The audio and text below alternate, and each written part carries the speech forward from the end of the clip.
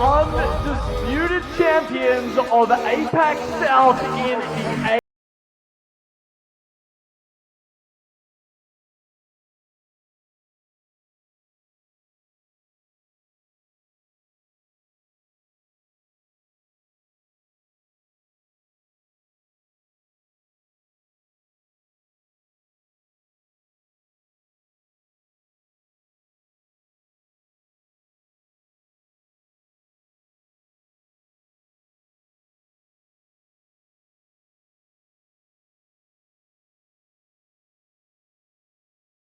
extends, so does Kashira!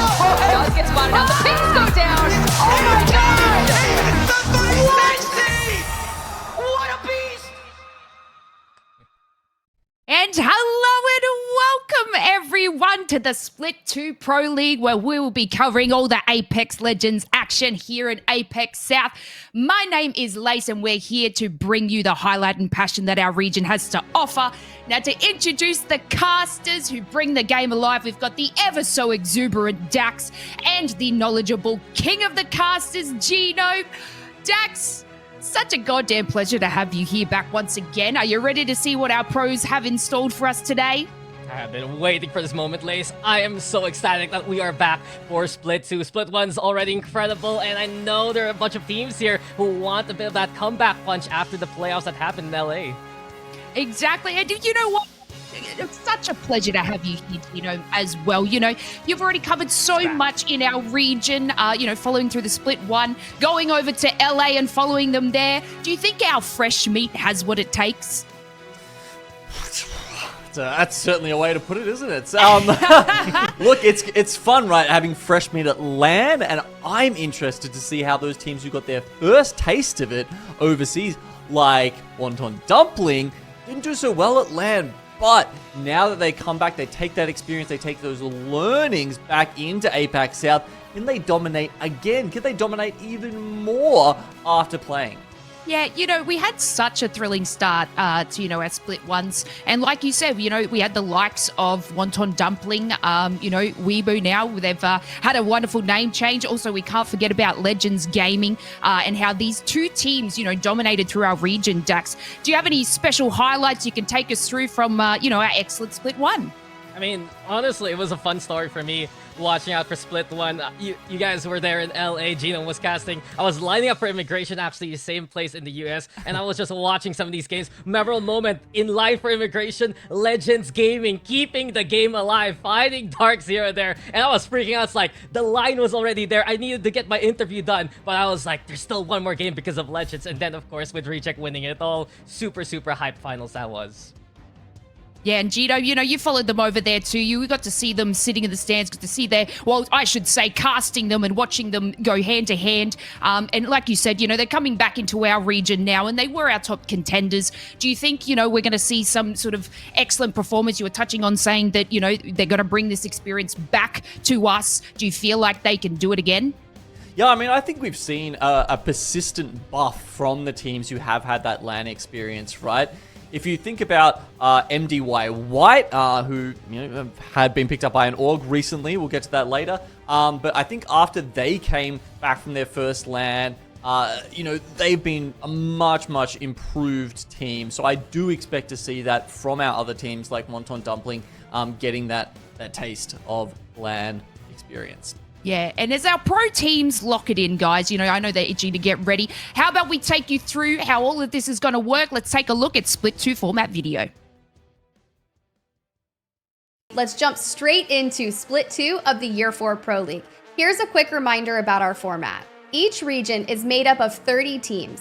8 of those teams battled through the preseason qualifiers, and 22 earned it through established winning form, invites from EA, or by being the best of the rest. Those 30 teams will be split into 3 groups of 10 teams and play a triple round robin with each group playing the others 3 times. At the end of the regular season, the top 20 teams in each region will play a match point regional final, where a number of the top teams of each region will then advance to the Split 2 playoffs. Looking forward to the second split, we're going to find out if the teams that topped their regions have what it takes to make another deep run. And here we go. We have our schedule. We are back here for Split 2. We're ever so excited. We are here at day number 1, starting a little bit earlier than we usually do, Genome. So, it's nice to be able to bring you the action early on. But we are going to have our day 1 competitors go hand to hand. And, all the way, I guess, we got another day tomorrow, Genome, actually. We've got so much action happening this whole weekend. Exactly. It's like a bit of a super weekend to start off with. Of course, the first day, we only play the 1 series, so it's a bit of a shorter day today. We'll just ease you into it, and then tomorrow, bang, we've got the full 2 series to play, and that'll be our first out of the 3 round robins already finished. Yeah, but at the end of the day, what are all these teams got to be playing for? And it's not just, a ticket through to land, but we've got some dollar signs on the horizon too, Dax. We've seen this prize pool before, $125,000 spread out through all these teams. But, even teams 21st and 30th walk away with some money. I mean, yeah, it's just like Split 1, right? We have more money now, given a little bit of an upgrade to APAC South. But unfortunately, guys, I've heard a little bit of news that we only have 7 slots up for grabs now rather than 8. So really trying to make it that 5K threshold. Still good money, sure, but it's still all about land for these teams. Yeah, unfortunately, we did lose 1 spot there, but, this just makes it even more juicier for these teams to battle even harder to get those top 7 spots, Gino. Yeah, it's definitely a little tough after our performance there at Split 1. Definitely one of the weaker ones we've seen from APAC South. Of course, it's tough, when you're, constantly losing your best teams to the NA region.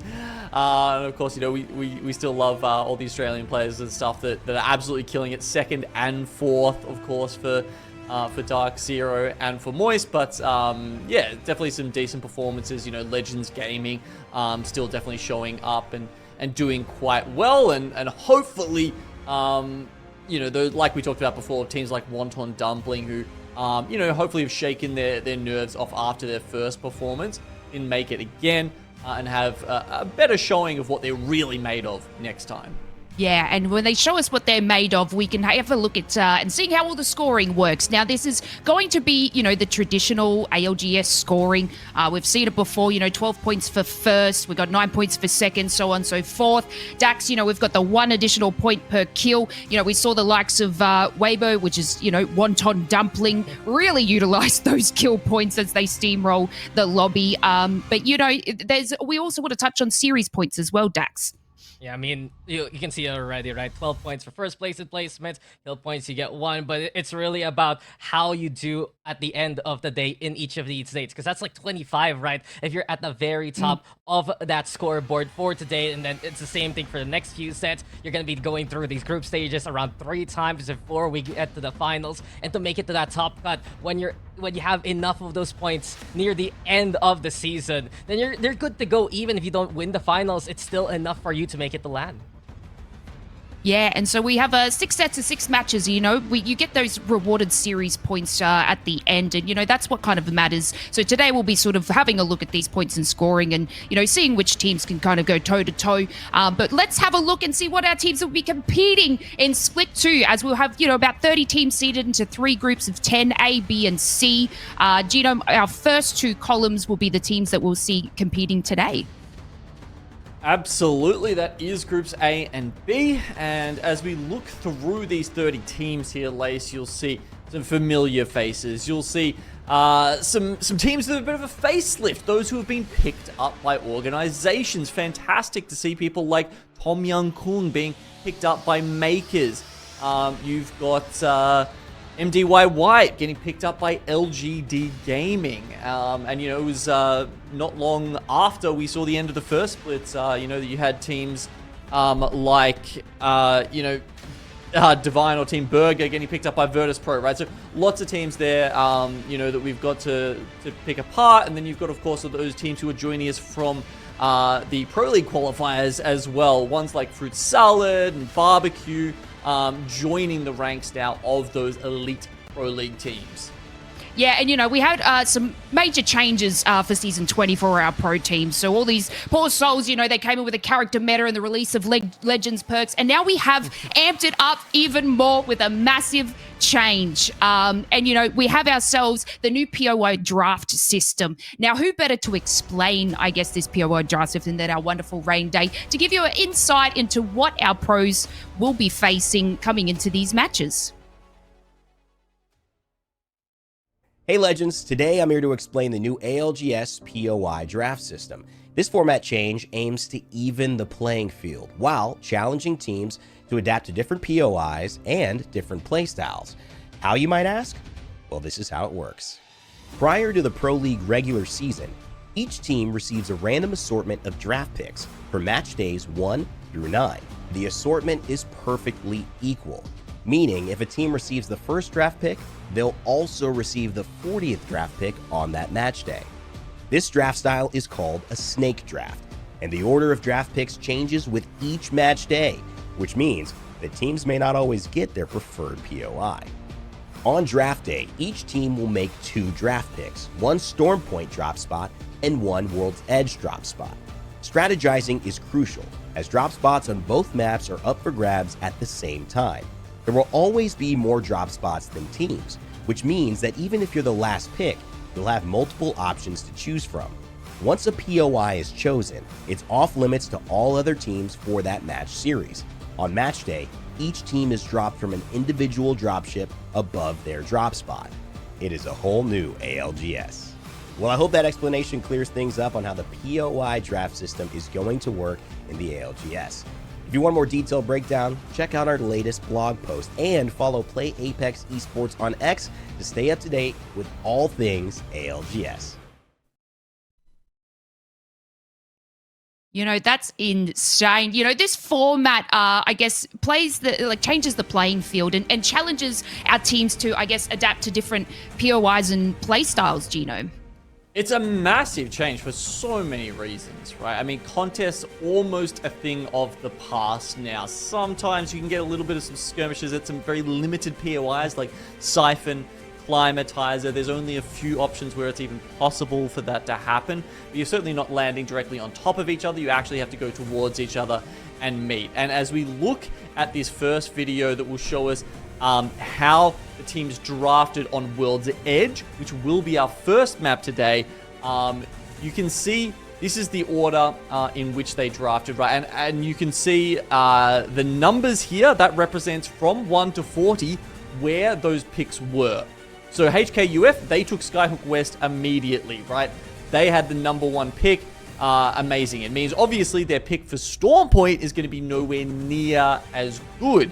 But if you look around, you can see, very interesting things happen that we never would have seen before. Legends Gaming, one of the strongest teams in the region, are going to be landing Geyser today. I mean, that's just unheard of, but it's going to be fascinating, Dax, because we get to see how these IGLs can play from POIs that they've never had to deal with before. It's all about adaptability, and especially the fact that if you have over a 20 hashtag like on the screen, right? If your number itself is on the late 20s over the 30s, it just means that you prioritize your store point pick itself. So speaking of Legends Gaming, they're stuck on Geyser. You see Weibo Gaming, which is Wonton Dumpling. They're nowhere near their old school Thermon station. They're the ones picking up Siphon East there. And there was always a chance for one of these teams to contest that, right? There are some POIs, like you mentioned, Siphon being one of them, that you can share, that you can declare that you want to contest, but it's not really happening right now. The most we see is No Credit and HKUF sharing Skyhook, which is pretty much par for the norm. Dreamfire still around there, also by the trees. So many shifts right now, and the most interesting part about this is every single week, every single session, we're gonna see changes for POIs.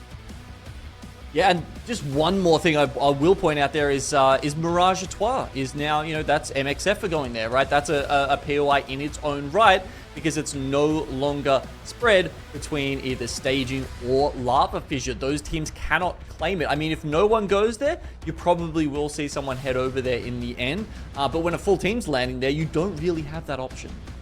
Yeah, and I think it's really interesting. You were saying about how teams are sort of picking, their stronger maps. We always talk about that when we move from World's Edge to Storm Point. We see teams sort of bring it together. A couple of teams, I've touched on Boogie Borders, don't seem to start out so strong on World's Edge, but can really utilize Storm Point. So, teams like that will definitely pick Storm Point, take that, I guess, before anything else. So that's, I guess, Dax, that's where we see those sort of, the 20th team sort of choose that. But yeah, very interesting, Legends Gaming on Geyser. Like, such a strong team picking probably what I would say one of the worst POIs.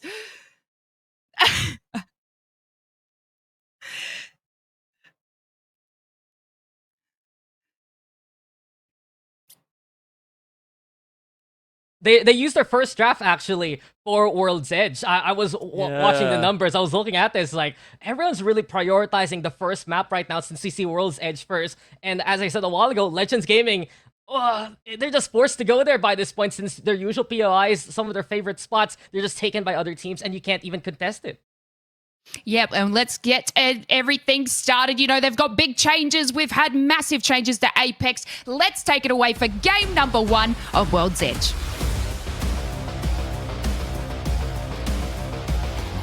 I missed the dropship already here, Gino. We are straight onto the ground, man. There is no dropship. Exactly. They are free to go where they chose, and the draft already looking exciting. But this is Split 2. This is APAC South, and we are kicking things off on World's Edge. And for once, Dax, yeah, look, not a lot of action happening at the start, and we've got to get used to that. The viewers have to get used to that because that is going to be par for the course for the foreseeable future of Apex Legends Esport. What a big change to Apex Comp. I mean, say hello to downtime. We're going to be talking about, of course, the roster swaps that have happened between the splits. Later on, we're going to be checking out who needs to get where quickly. And speaking of, you can already see the rank pulling on in. Landslide, Lava Fisher, Boogie Borders, Fruit Salad, teams that did pick around the countdown area. They're going to be pretty happy once they get that information. Yeah, I mean, the ring pulls lately, there's definitely been a bit of discussion about, how evenly they're pulling. You can go off and, always check out Apex Legends status has been keeping a bit of a compendium of those rings, so you can have a look and make that, decision for yourself. But certainly we have been seeing a few that will go up here towards Lava Fisher, towards Countdown, and that's very much where it seems to be pulling. So as you said, a couple of teams very much happy about that. Kill Devil, not so much. Yeah, Kill Devil very far off. I do just want to note this real quick. Ring Console is in Countdown too, so a team like Fruit Salad that did drop there, they will have that information. But Kill Devil is a team that did get a bit of a change that we saw in the Challenger Circuit there, Gino. Bolin, an incredible player with such good history in ALGS already, swapping to controller and joining that squad. And speaking of Fruit Salad now, they get contact here on Countdown as LGD, formerly MDY White, will see them on the other side. It's an interesting swap, Dax. I mean, we've seen some other players try it and honestly struggle for quite some time. Of course, Killerpos is the one that always comes to mind in APAC South when I'm thinking about goated M&K players who have decided that they're better off on the sticks. And not everyone agrees with them necessarily. I don't know. For me, APAC South has always been a bit of an M&K region, right? Especially in the past year, personally. But on the other hand, I know there are a lot of controller players as well that we have seen. Come on, like the Wonton Dumpling guys or Weibo now, some incredible control players. The Australian scene, a lot of incredible control players too. It's been a bit of a mix here in this region, don't you think? Yeah, it has. No, you're right. I think usually either us or APAC North, I think, have been, the highest M&K percentage regions. Very different to, say North America, where it's almost 50-50, I think, actually, between them. But APAC South sitting closer to 60 or 70%, I believe, in terms of that split, favoring the M&K. Who have been a beast on the M&K itself. Of course, it is Easy Flash. He has been missed. He didn't make it to LAN, unfortunately. Couldn't make it to LA. Yeah. But now he's back here into the region, and we know how great Legends Gaming did without him already. Who knows how far they can go now. Maybe even taking off with a championship, perhaps, in this split later on. A little bit of a tense standoff there between Legends Gaming and Weibo Gaming. Obviously, two of the very, very strong teams of this region. And they're fighting over some of these objectives, right? There we go, picking up the brick. That's a big pickup. The Prowler as well, something that's... it's interesting. Like, you can see the choice here. Like, do I take almost a naked Havoc, or do I take a gold Prowler? I mean, that tells you a little bit of something about how good that energy weapon is at the moment, doesn't it? Yeah, rifles have been king recently. You have the Havocs, of course. You have the Hemlock also being such a precise pickup. And we're still keeping an eye out here on Boogie Borders. They're just happy to stay where they really landed. They've been very familiar with the Lava Fisher side, but it's getting pretty crowded so far as these teams are getting the Rain Console knowledge. You have Boogie Borders on one side, and I believe you have Serenity, one of the standouts from the other outside also, near the inside too, and they're looking to make a mark here. Yeah, they're standing across from Serenity and Boogie Borders. Definitely people split at the moment, you know, maybe half the team sort of finding a home in Countdown, half doing it over in Lava Fissure. You know, a couple of teams still coming in from Mirage Trois, Skyhook, all that sort of good stuff. Of course, we are seeing this shift as the year goes on in year 4 of the ALGS DAX towards more of an edge play style, and the introduction of the new Evo system of Evo Harvesters, Evo Caches, has really shifted the play style a little bit and made the hard rotate style not nearly as powerful as it once was. And teams like, I always want to say Wanton, but it's Weibo now, as well as Makers, formerly Tommy and Kong. Those are teams that are just so notable to barrel down in later into those rings and have that red armor. But everyone is watching out for this team now, Genome, and it is Dreamfire. Gone is the old roster. Now we have No Name in, and if you've been watching some of the recent occurrences, the EWC especially, he has been one of the young guns that have brought a bit of fire to Dreamfire. Oh, yeah. And I mean, you know, we've seen him here on Longshot before as well, Dax, right? He's, when he was playing for Wonton Dumpling back in the day, he was dominating. So the fact that DF have lost longtime leader Roy has been a big shift for probably the most recognizable Chinese team in the region. But if there's anyone who can fill those big shoes, I think No Name has a chance. And just to let you guys know, his tag today will be I Hate the World. We'll be calling him No Name, but yeah, synonymous. Man has so many names, but you can see here already. I do want to notice something here, Genome. We haven't talked much about the Legend selection. Bang Blood, sure, but there's been a bit of a shift recently. Some with Watson, some with Catalyst, a little bit of Fuse action too, but WMFB, here they come onto the action already by the Mirage Wash side. They are under pressure by Numnim, who's playing inside the truck. Rolling Thunder gonna be the play. Shark got to play actually into land there with one of the Chinese invite slots as CO Tilty and the MDY also finding it back, but it's getting dangerous here for WMFB. Yeah, as you say, a big shift, right? You can almost tell what style the teams want to play purely by their composition, right? So if they've got Watson, they are going to be opting closer towards that zone play style, that hard rotate style. And if they're picking up the Catalyst, that says they want to be a little bit more flexible. It doesn't mean you can't play zone, but it does give you some better options if you need to make those rotates. I will also note that we've got only one Caustic player in the lobby. What a change from Split 1. Yeah, I was actually checking around anyone playing the Gas Legend there, and it's only outside, and we've seen one team eliminated so far. No credit. Actually only playing as a duo right now. So a little bit unfortunate. Hopefully we do see Savior later on into the lobby. But MXF, they've been high on this perch for quite a while in Mirage 12. But all of the other teams nearby, They've already left them behind. WMB trying to rotate into Lava Fisher. Same can be said with Numnim. And speaking of, Lava Fisher again getting even more crowded now.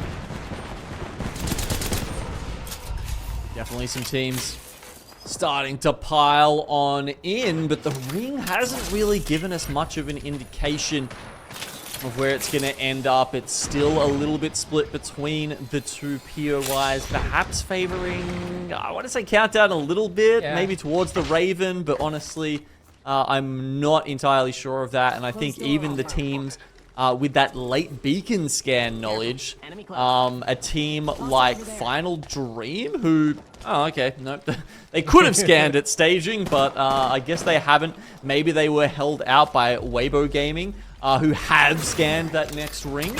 But you've got other teams like MDY Black all the way up here, and they're going to be looking for a spot. It's tough, though, when you've got Makers chucking knuckle clusters down at them out from Countdown. Yeah, Makers especially, they have the ring console knowledge that we're talking about, and it doesn't say much still even, since it's still a bit of a 50-50 between the two POIs. And I guess I want to hear your thoughts about the Fuse right now. It's something we were talking about last week in another tournament where, ring console, that's a thing. Weibo, though, on the other hand, their transition being hampered a little bit, but the beauty of the catwall is here. You got one side aimbot and the rest. Here we go, Joe, with the likes of Weibo trying to get the initiation on. He got up on top, beautiful intel immediately, and he's ready to beam one down. Seems like it's Bobo who does get the first knock going. Pete got quite low, but Weibo in control despite so far. They see exactly what's going on. The Beast of the Hunt online, and that's 2 down to the opponents. Weibo holding strong here. Oh, Moku just trying to use the knockdown shield, but they are going to get right on top of his head there. That's a nice start to the game from Weibo, and a nice start to the split as they get some loot, some KP, and will be able to move on. Still got Numnim ahead of them before they can get into the circle, but honestly, they keep taking their 3v3s like that. I'm not too worried. Numnim was thinking about going for the third party, but Weibo's so prepared for it anyway. They think otherwise. All the way on the other side, though, here by Skyhook, Legends Gaming going for the long rotate, and they're gonna run into Andy Y Black here instead. Beef the Hunt gonna get popped here by Baby S. Legends Gaming looking for the push through. Easy flash, though. Good beams already. Cracknet shields over 145 damage even. Spray Fume Flame also seeing a bit of contact. And then Lan, he did so well with the shots, with the Bangalore itself. Player K setting up 2, and it's a classic Legends Gaming style. You see the frag potential, sure, but always an accurate Player K. And this house is now Legends to call. Yeah, both of the teams. We do see MDY Black using the Fortify to try and, limit the rotational options around this fight. Their tactical options of getting in and out of the building by controlling those doors. Of course, the Bloodhound scans are very important in information as the teams start throwing grenades back and forth here. And Legends, now that they've lost Easy Flash, are going to struggle. Overheat. Let's listen in to Legends Gaming here as they're trying to run on away. Never mind. We can't even hear anything now. Utter silence here as MDY Black, they catch the overheat. They take down Legends all the way again on the opposite end. Weibo still finding more contact here. And from afar, it's Jackie Chan cracking a bit of that shield. Satagohai looking to hold Numnim, trying to gatekeep Weibo here. 2 down for the Weibo side, but the Peacekeeper, it's doing immense damage from Jackie Chan. The chops are looking good, but Weibo cannot stand the pressure. Numnim survive for now. A sliver of HP here for Satagohai. Can he even survive any bit longer? Answer no. That's Numnim eliminated too. Oh, well, the 3v3 mightn't have been the problem for Weibo Gaming there. It was really, they were getting third-partied by the ring, just trying to take that rotation a little bit too late. And it doesn't really work out for Numnim either, with Dreamfire on the back end of it. The circle has very much shifted under the Raven. As we gave it the 55% chance. It has happened, and that means teams like Kill Devil, who are set up there with the Watson fences in an absolutely killer spot. Teams that have to make the rotation, like War Monster Firebird here, this one's a lot tougher. They're going to be pushing all the way through Countdown They might just have to get maybe if they can find a spot like underneath, down on the bottom level of Countdown. I think there's a chance there. Other teams who are making a big rotation, Serenity Dax. I want to hear what these guys are doing next because this is a tough swing into the next circle for them. Let's go to the listen-in. Oh, fuck me. No, we're just gonna have to go for kills. Yeah. They're fighting like north side. Let's reposition there. Yeah. Can you come to this building? Yeah.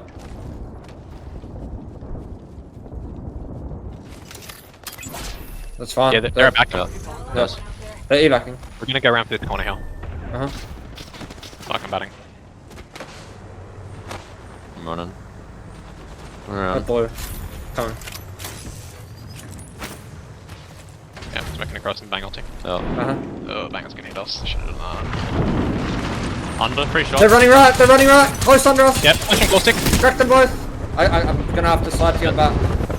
I'm walking forward. Good one. Yeah, Nice. I'm on close under. I have to go under, I have to go under.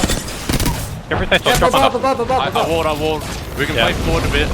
Yeah. I'm gonna die. I'm dead to it. Fuck. No, You can play life, you can play life, I'm trying. What's this rock? This rock right here. They're pushing us. Sliding Probably. at us. Bang nearly cracked on you. Oh, Serenity in absolute danger. They did get a wipe onto one squad, but right now it's Bear Claw Gaming waiting for them. Jesco again, the only survivor. There were standouts there in LAN in LA, but here in APAC South, they're the ones hurting now. Even from above, Jesco finding pressure, but for now, surviving, piercing spikes. Little shield bat too, just to go for the resets.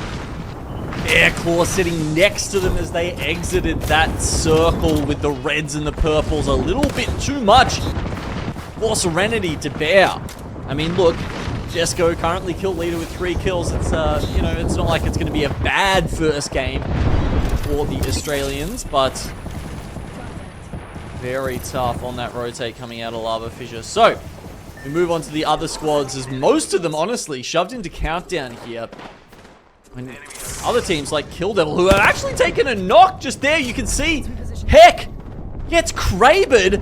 Will they get him back up in time? Interestingly, we've actually got Luhan taking the res perk there for Watson. Oh, this is looking interesting too as Kill Devil push in. Bear Claw Gaming eliminated there, and this is big for Kill Devil. They had that zone for so very long. They keep an eye out at their left flank, and they knocked out one from Bear Claw so early on to give them the fight. A good reset from Kill Devil means they maintain God's spot. Incredibly important. Being able to have those fences set up and be able to reset after that always scary Kraber shot comes in to just give them a heart attack. And getting so crowded right now alongside Countdown and Kill Devil, happy to just poke and prod from afar. Dreamfire, LGD, both eliminated. We're already down to 4 squads, and it's quite a bloodbath here in the first map. Immediately though, Fruit Salad still alive. They started the game in Countdown. They're still there as a trio. Acquaintance brought back to life, but they have so little space to work with. This one corner is all they have now. Yep. Just waiting for it. Sometimes that's what you've got to do with 4 teams left. They have VKG right on top of them. Or right next to them. Right underneath them, I should say. But then you've got Makers and Kill Devil kind of staring at each other down, but then also staring at the teams just in this tiny little part. Ah, wow, as Biola actually goes down to the ring there. Touched a quick little heat there. I know it's shiny, but you don't want to. Notice. And they kind of can't revive him. They're trying to revive him, but because there's so little space... Oh, there's no way. Yeah, as soon as they go for the revive, it pushes them into the ring, and he lets himself die for the shield swap. Horrible situation here for Fruit Salad. I mean, they love this BI for so long. Why not marry it right now? And this is what happens at the very end. They have to go into the ring. The damage is looking too much to handle. Cluster nades also being tossed. Castle with the knock. There's no escape for Fruit Salad. BK Gaming was waiting for them there. Okay. Now it's up to VK Gaming. They've got just a second to hide behind this interception pylon here to try and make something happen. And then they need to get out full blues. That's not really going to cut it against these other two teams as they get chipped down. Even 951 in Beast of the Hunt here tries his best to put some damage down on these other two teams, but surely this can't last that long. Kill Devil have the set of advantage, but Makers have the aim and the Reds too. Makers now looking to make their mark here as VK Gaming is eliminated, and this team picked up so very recently. Tom Young-Kung was their name before. Makers is the name now to be known, and Makers is the game winner of our first bout here in Split 2. Oh, awesome 6-kill win from our newly picked up team. Congratulations there to Makers.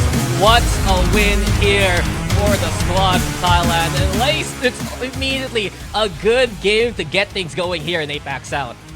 Yeah, Apex South, game number 1 locked away. You know, we're kicking off the split with the new POI draft system, Dax. You heard us talk a lot about like Weibo, which is previously Wonton Dumpling and Legends Gaming. Two of these teams getting knocked out quite early in that match, you know, but it's of course too early days to tell who could potentially give us, you know, some run for their money. But, you know, our brand new teams could be getting some confidence seeing these two heavy hitting teams just getting knocked out early there.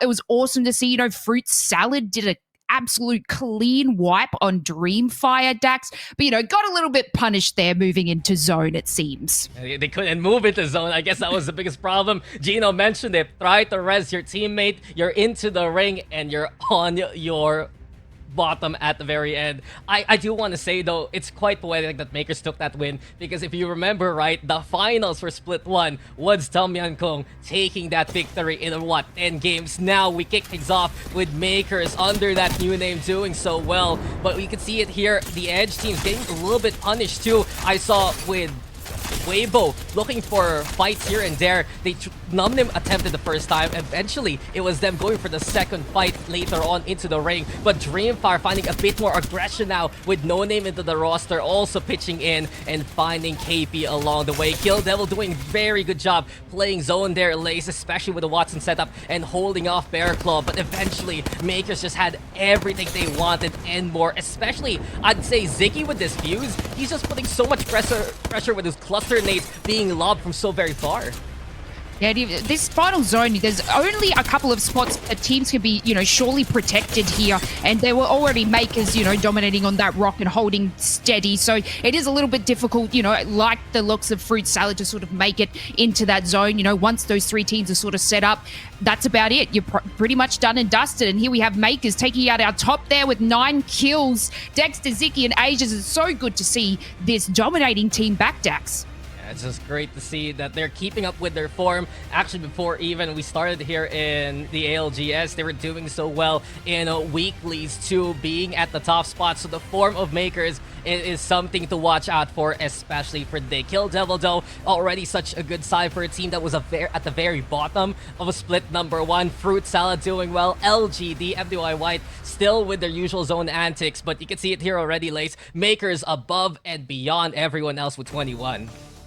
Yeah, you know, it's nice to see, I guess, touching on some of our new teams, Fruit Salad coming in there, just seeing these teams sort of battle it out with a lot of these heavy hitters. We see Legends Gaming, you know, about 17th, Boogie Borders even sitting at about 14th there. But you know what? It's nice to see Dreamfire hitting in those top 10s. If we look at anything about Split 1, you know, they started out having a bit of difficulties, I think, in our Split 1, Dax. So it's nice to see them in the top 10. And Serenity, of course, one of our teams that went over to LAN and absolutely dominated. Nice to see them show up today as well.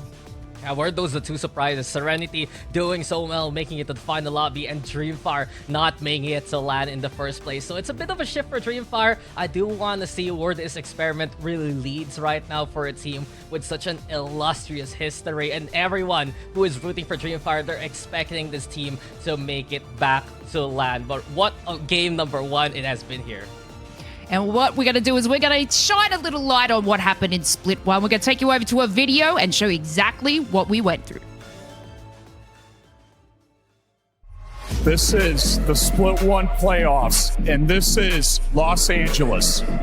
We have the 40 best teams from around the world, 120 of the greatest players to ever play the game, all fighting for their chance to win a LAN and to hold up that ALGS trophy. Every single one of these players have given everything they have for months to be up on the stage. Because this is ALGS. A violet out of the sky for Reps. PK grabs the second, makes it a 2-pop, launches it, but there's no way he hits that Sensi shot. Nasky moves in there. He has to reload. It's fine though. He beats them both. He's just better.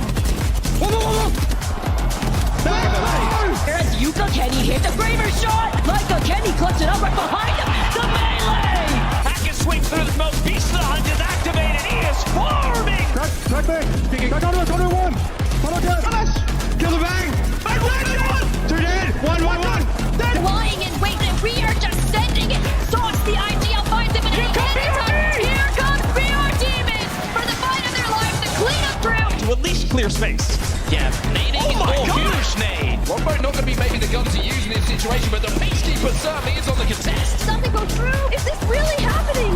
The cold knockdown shield comes back. The roller in hand. He can do it. Cloud9 are down.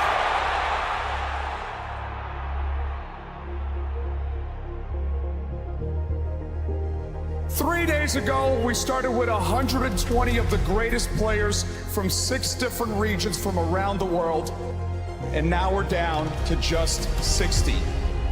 Their journey started back in January, and this is everything that they've been fighting for right now. Only one team will be crowned our newest ALGS LAN winner, but all 20 teams will be fighting for their share of $1 million. And the question that everybody had coming into this week, can anybody dethrone the dynasties? Boys, well, here comes Legend Gaming. And remember, can they get the final kills? Yes, they can, but sadly, there is always one more, and it's Cloud9. But this is just opening the door for VP to come in. Sharky's return to the finals. You see the pink here, he's trying to heal up. He gets a one-shot, the Zine goes knocked. I mean, they found the crevice, but right now they knew that they weren't going to win in their positioning because they were pinched. TSM get eliminated and recheck. Trinity, clean up shot. They drop down, knowing to fully swing it onto them. The trade though, as Zino gets a knock up to Slayer. Frex is the last one alive. He gets a knock afterwards, and LG. To talk about Dark Zero again, we're talking about a match point teams. This could be their opportunity to hit match point here. Maybe one more placement is all Rejequinity need so far. And there we go, as Serenity and Dark Zero eliminated, Rejequinity will cross that threshold. 2 teams already at match point, but we need to get that dub. They think they're safe, but they're waiting for them. They're waiting for them. The jump from Elevate to catch match point team Dark Zero off guard. No banner for you. They don't make match point. Elevate come in. Elevate from 0 to 100! Fnatic have moved up to match point here, but that might be it for them in this game. Zero goes down to Koiful. Legends may have saved the day! And now they're pushing down to keep it going. Following up with Jens, the last one alive. Legends try to fully send it. It's up to them, but they take out Dark Zero. The full 307 are back up, and they're gonna send it in. Nasky stands up. No way!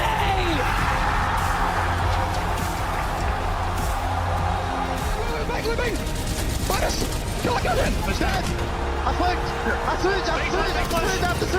Here come SSG!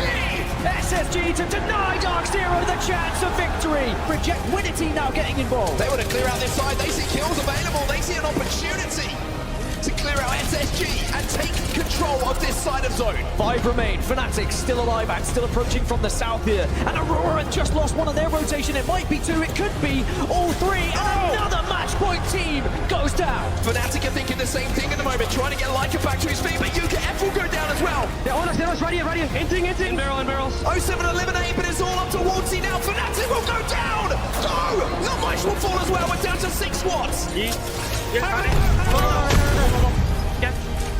But it's just disguised and they're fighting up against another match point team, but Reject Winity have the extra player. They have 2 down. They just need to find the thirst. It's going to be disguised down as well. They took that fight a little bit earlier. They win the fight against DSG, and now it's about winning one more. Look at C9. Look at the position Serenity are in. Everything falling into place. Reject Winity are just going to watch this unfold in front of their very eyes. Surely it's going to be the moment for APAC North here. Biding their time, waiting for their moment. As all of Reject Winity find themselves at Red Evos. It's a massive moment for Apex. It's a huge moment for APAC North. It will be Reject Winity that will ring around this arena, that will ring around the Apex scene. Put your hands together for your winners of the ALGS Split 1 playoffs. Reject Winity.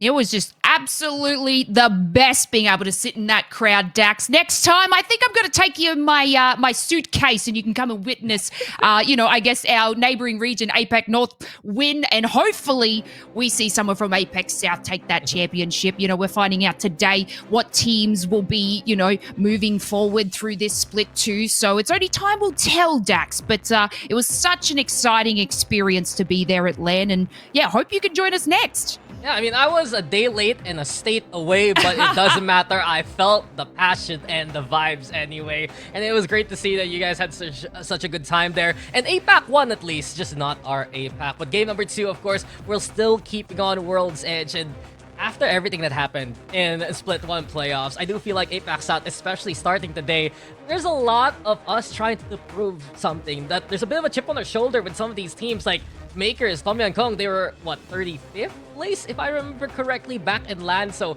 a return to form is so good to see from them from that game number 1. Yeah, and they could just bring this experience back.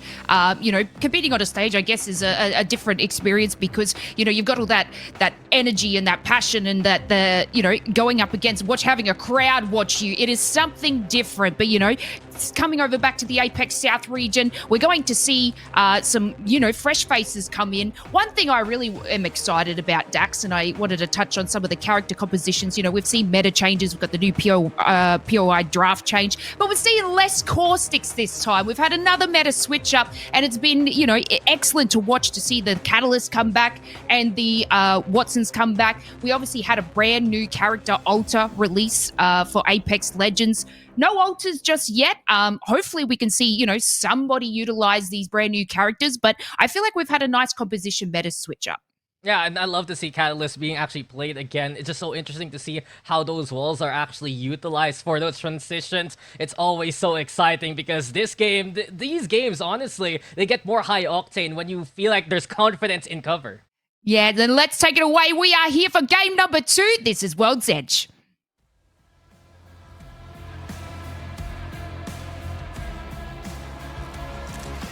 Again, straight to the ground we go. And we are at World's Edge yet again. Welcome back, ladies and gents. Game number 2 in our first Split 2 matchup. Group A versus Group B. Dax and Genome still together here for this one. And Makers, the ones that took the win last time. Why do you laugh at one, Genome? I know we've been together for quite a while, huh?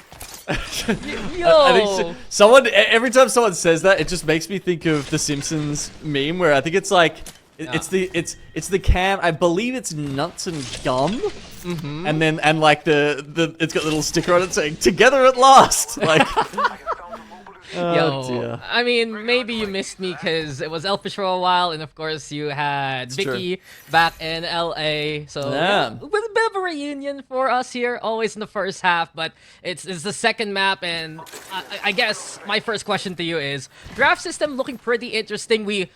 Are you serious? This is a ring. This is a zone that many complained about back in LA, didn't they? Yeah, we had a couple. Well, no, this one looks like it's gonna go more Skyhook.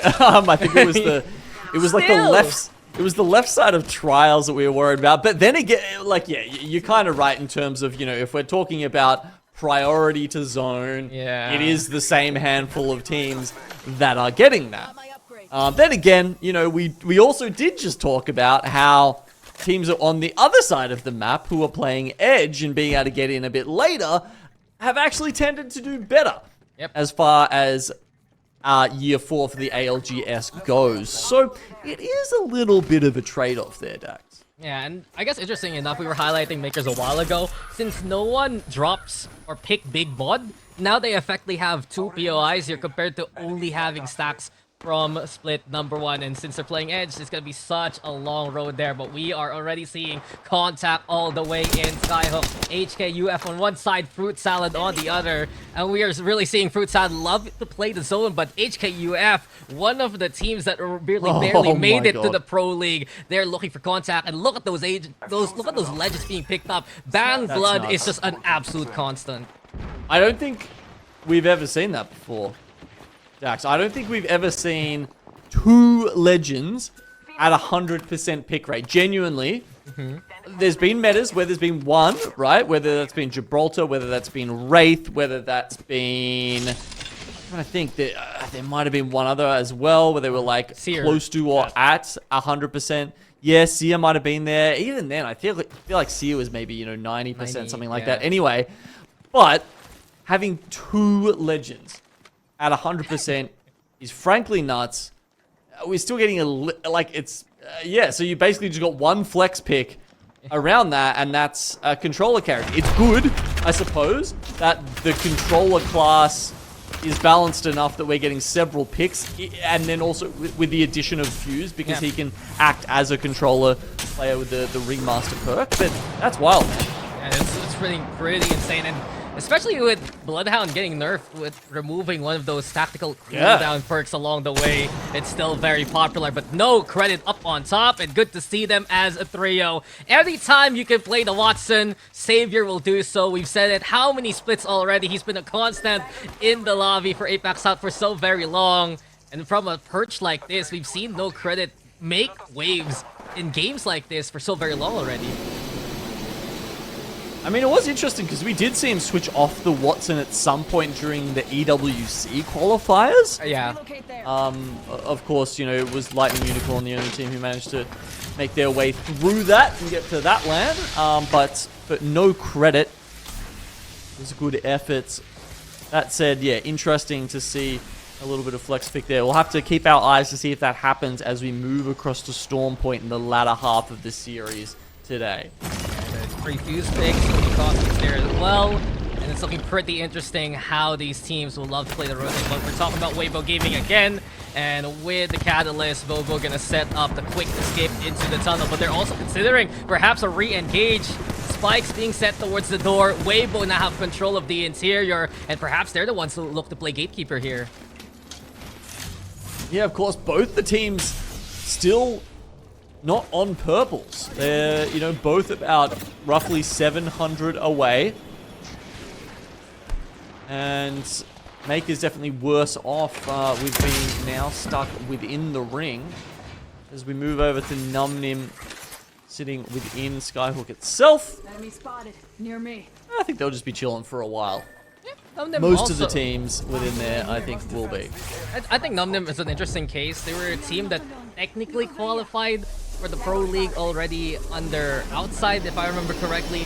They still went through Challenger Circuit with a new third, and they're very good at contesting, but now with the draft system into play, you're not going to see that too often from them. They look to play the zone. Legends Gaming also a faster rotate this time around. A lot safer here perhaps, but it's KD nearby. Keep Going Gaming also there, and Fruit Salad keeping tabs on Legends right now, but from afar, easy flash. So scary still. Wow, with that down here onto Weibo Gaming. It's actually Final Dream this time that are sieging them. You can see the knuckle clusters being thrown in there from FD7.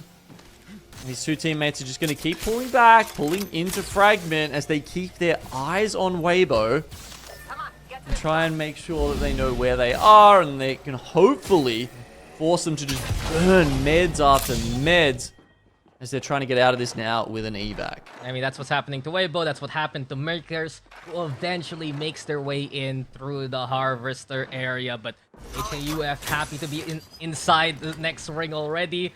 How many squads gonna be collapsing onto Skyhook here? All these buildings will have at least a team or two nearby.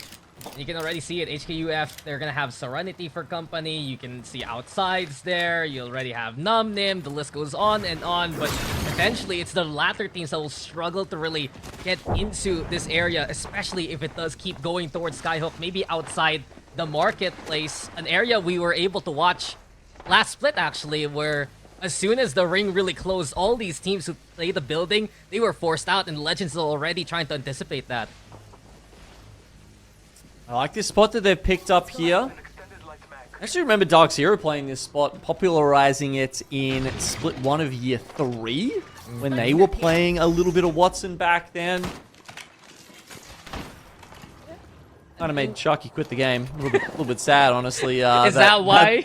That led well, I mean, you know, he was suffering on the Watson a little bit. He's come back on more aggressive characters, and he's I've certainly seen him smile a lot more in the last LAN than I think he did in the one before that. But Player K, of course, the opposite in terms of his enjoyment on that character.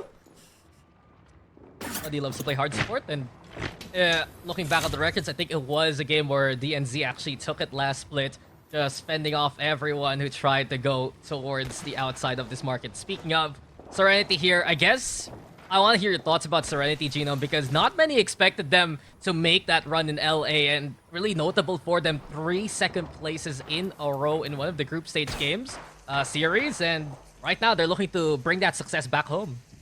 Yeah, well, I think when we look at the teams that we send over from APAC South, I would say generally they fall into 3 categories, right? There's your mad fragger teams, there's the really smart teams, and then you've got like the whole package, right? So, you know, your DZ, your Moist, the teams that can really do it all. You know, we've got teams like Tom Young Kung that I would say are probably a little bit more on the side of just, you know, really being able to frag out. And Serenity were kind of the opposite, right? They were a team that managed to make it to LAN a lot on the back of their fantastic macro. And of course, that is the kind of playstyle that shines if you can make it into the final lobby. And it was impressive to see Jesco and Legacy especially step up and were able to provide enough firepower to get into that final lobby where Bugie's IGLing and their macro could really shine. So, yeah, look, well played to Serenity, and kind of like we were talking about Wonton Dumpling at the start of the show, Dax, I'm hoping that they come back and do even better here in Split 2. I mean, Wonton or Weibo now, it was a bit of a struggle back in LAN, just contesting TSM over and over again. And sure, there was that one moment where they got the wipe and we saw the beauty that was Peacock eventually, but it just felt like it was a little too stubborn from Weibo then, even though we know how good they are. But here we go again. Looks like these teams looking to make their way in towards the next ring. It's going to close on in. Final Dream, a team that's going to be very happy about the new shift in the draft system. They were Monkey King from the Challenge Circuit, really struggling against those contests, but here you go. Next ring looking very familiar. If you've been watching the region for quite a while, it's exactly where Legends Gaming is calling it. Well picked from them. It has shifted north. Serenity playing within market, probably also going to be pretty okay. I mean, there's a ring console right next to outside here, but the chances of them actually getting outside to pick that extremely low as a nice grenade comes in here from VKG. We saw these guys really popping off at those the EWC qualifiers. So this actually looks like a team that I feel like could be on the up here in Split 2. I mean, they have also QQ in the roster, but we're watching Makers now look for the push versus War Monster Firebird. Kano, the new member of this roster, the first to get knocked on down, and the hunt is on. Makers still with the classic TYK style. And Ziki, even with those knuckle clusters so pesky, it's just perfect for Makers to run this kind of comp, and they eliminate War Monster Firebird here. Nice take from Makers. They get this building. It's not that far into the zone, though. I guess that's the issue. They're still going to have to get even further north, as you can see here. Not even... Yeah, there's a couple buildings free in front of them. They're pinging it right now. You can see the thought process happening in real time here. But that's only part of the next rotation that these guys are going to have to make. And there's so much temptation in the middle of Skyhook with that Evil Harvester and Ring Console right beside each other. So pretty juicy. MXF though, they came from the tower and they're looking to make their way in now. Kill Devil though nearby, and Kill Devil has been the team that's been very pesky in these zones so far. This one little truck to keep them alive. A pylon place 2, and MXF should be able to stabilize here.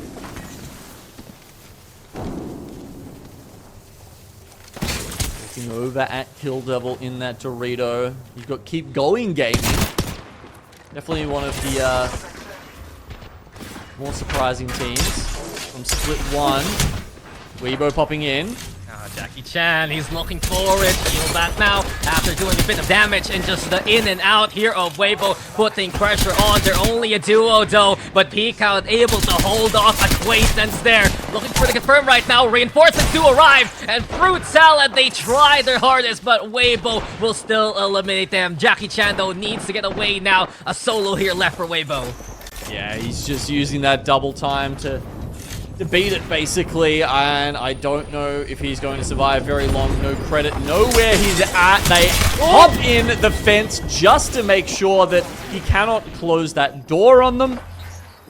And boom, there we go. Doesn't matter if they get the knock there onto Savior. They're back up and ready to go immediately. Savior didn't expect that though. 111 a single shot. It's Legends actually getting that final kill along the way, but VK Gaming now still holding off anyone who's nearby. Outside now, eliminate on the outside. VK Gaming looking pretty good so far, and many have had their eyes on VK Gaming. You mentioned it, Genome, that they've been doing so well within the relative off-season. I wonder how far they can go into the split, but Legends Gaming still very, very much pristine in their location, and they're just happy to chip away. Hemlock, so popular if you're going to be playing a zone like this. I mean, we have to give it to Legends Gaming as well, right? So you remember, they're playing from Geyser. This is a POI that they're unfamiliar with. Of course, we can say that for most of the teams in the lobby now as well.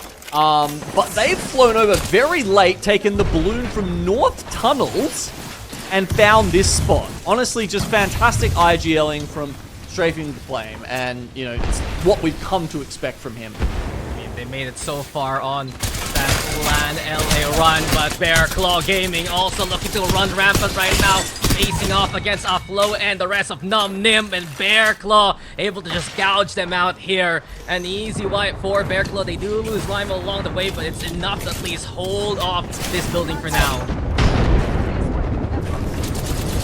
Dream try and find their way in, but it's going to be the final gasp for them. Bear Claw as well will lose their chance in game 2 here, and No Credit have a fantastic spot after that push, and finishing off the teams around them. It's MDY Black, the closest competitors.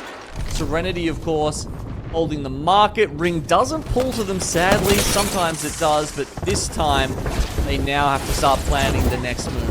And now Keep Going Gaming is also one to watch out for, but we're looking at Kill Devil. They've been holding for quite a long while here in this spot, and Boogie Borders is their victim. But here we go again. EKG from afar, rotating now towards the left-hand side, and it's up to Bolin to try and hold him off. Different input now for him. Good beam onto Casa. Casa's gonna get eliminated there, but VK Gaming still standing as a duo. Push comes to shove again. This Rock providing a bit of cover. QQ now climbing as high as he can. Formerly of AGL, now ready to run rampant here for VK, but VK Gaming's the one gone. As Serenity have come to shine. A quick Dark Veil to set on up. Give themselves a spot to reset.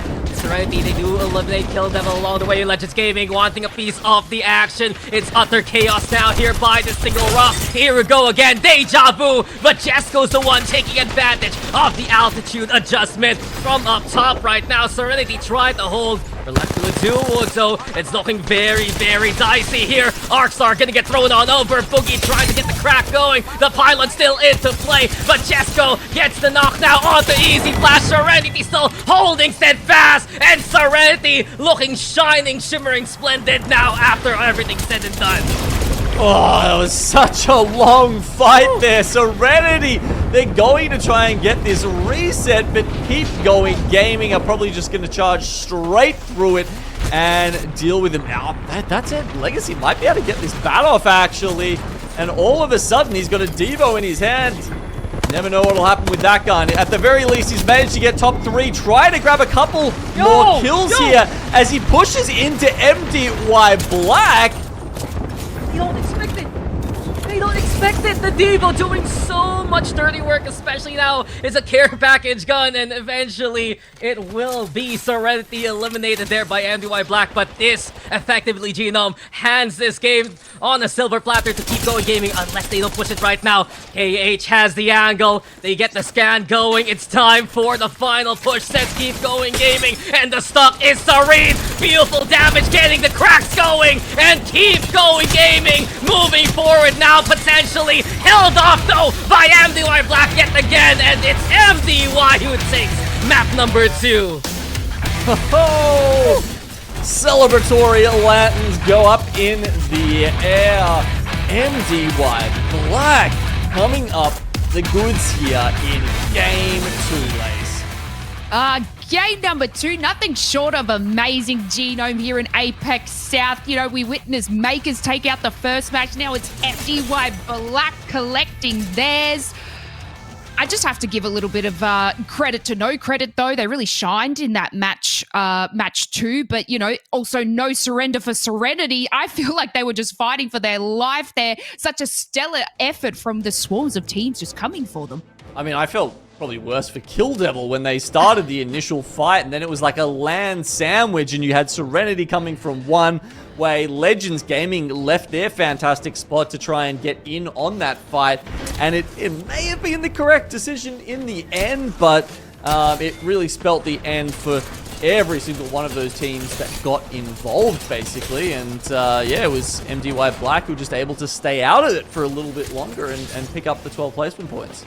Yeah, I've watched this zone before, and it can be a little bit punishing for teams. Like, as you can see, it was just action-packed. Poor Dax just couldn't stop talking. The action just did not stop. But you find, you know, a lot of teams have to sort of push into each other when this zone sort of closes in, and fighting for this rock here. Kill Devil doing amazing, but you know what? It's just difficult, I guess, to sort of stop the fights and stop the third parties and just be able to get a breather. Yeah. Sometimes Apex doesn't afford you that, Lace. You've got to just keep going. Armor swap after armor swap. One clip after one clip. There's no stopping it if you want to come out on top. And sometimes, yeah, it's just it all becomes a little bit too much as we see an epic stick there from KPG. So they get a double stun. They do like 70 shield damage for 2 of them, and they still can't win that engagement. That's actually quite surprising there from KPG. Yeah, it definitely looked like they should have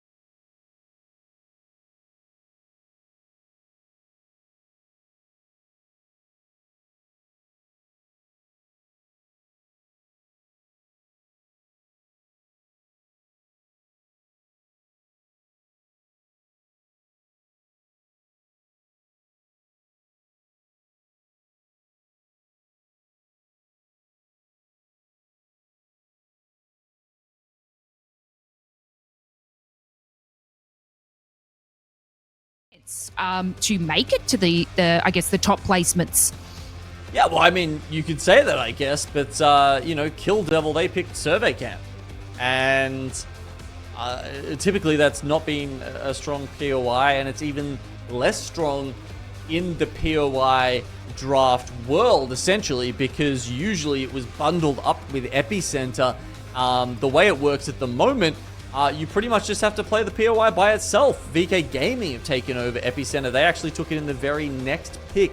No, they didn't. It was actually way later. It was a second round pick for VK Gaming. Anyway, regardless, it's it's really tough to say that, especially when you know, you're playing from, I would say, I mean, what was that? It was like the 10th pick for Kill Devil. Very interesting when, you know, you had things like launch site available. You had things like Mill. They went for Survey Camp while Mill was available on Storm Point. I mean, these are just some of the fascinating decisions that we will see happen under this POI draft system. Yeah, and you find, you know, teams will probably, being such a new thing for them, they're still probably just working it out themselves. You know, they don't have it locked in, neither do we. So, you know, they're going to, I guess, as the split moves forward, grow a little bit when learning about which POIs would be a little bit stronger for them, you know, taking away the large POIs that most teams would fight for or even contest for. So, you know, it's only time will tell to see, you know, if these teams change their strategy. But for Kill Devil, coming out of Survey Camp, seems to be working for them. Is it because maybe some of the other heavy-hitting teams don't get the POIs that they want? Could that be it? But you know what? We're going to have to wait and see. We're going to take ourselves a short little break, and we will see you back shortly.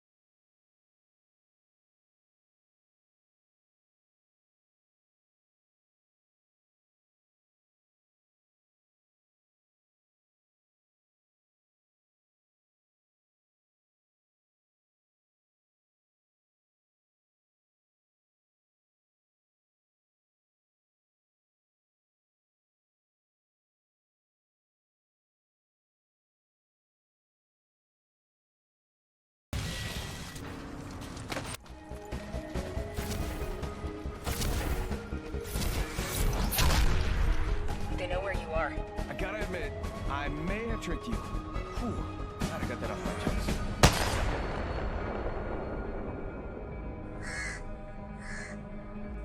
Tell Death I said hello. I will.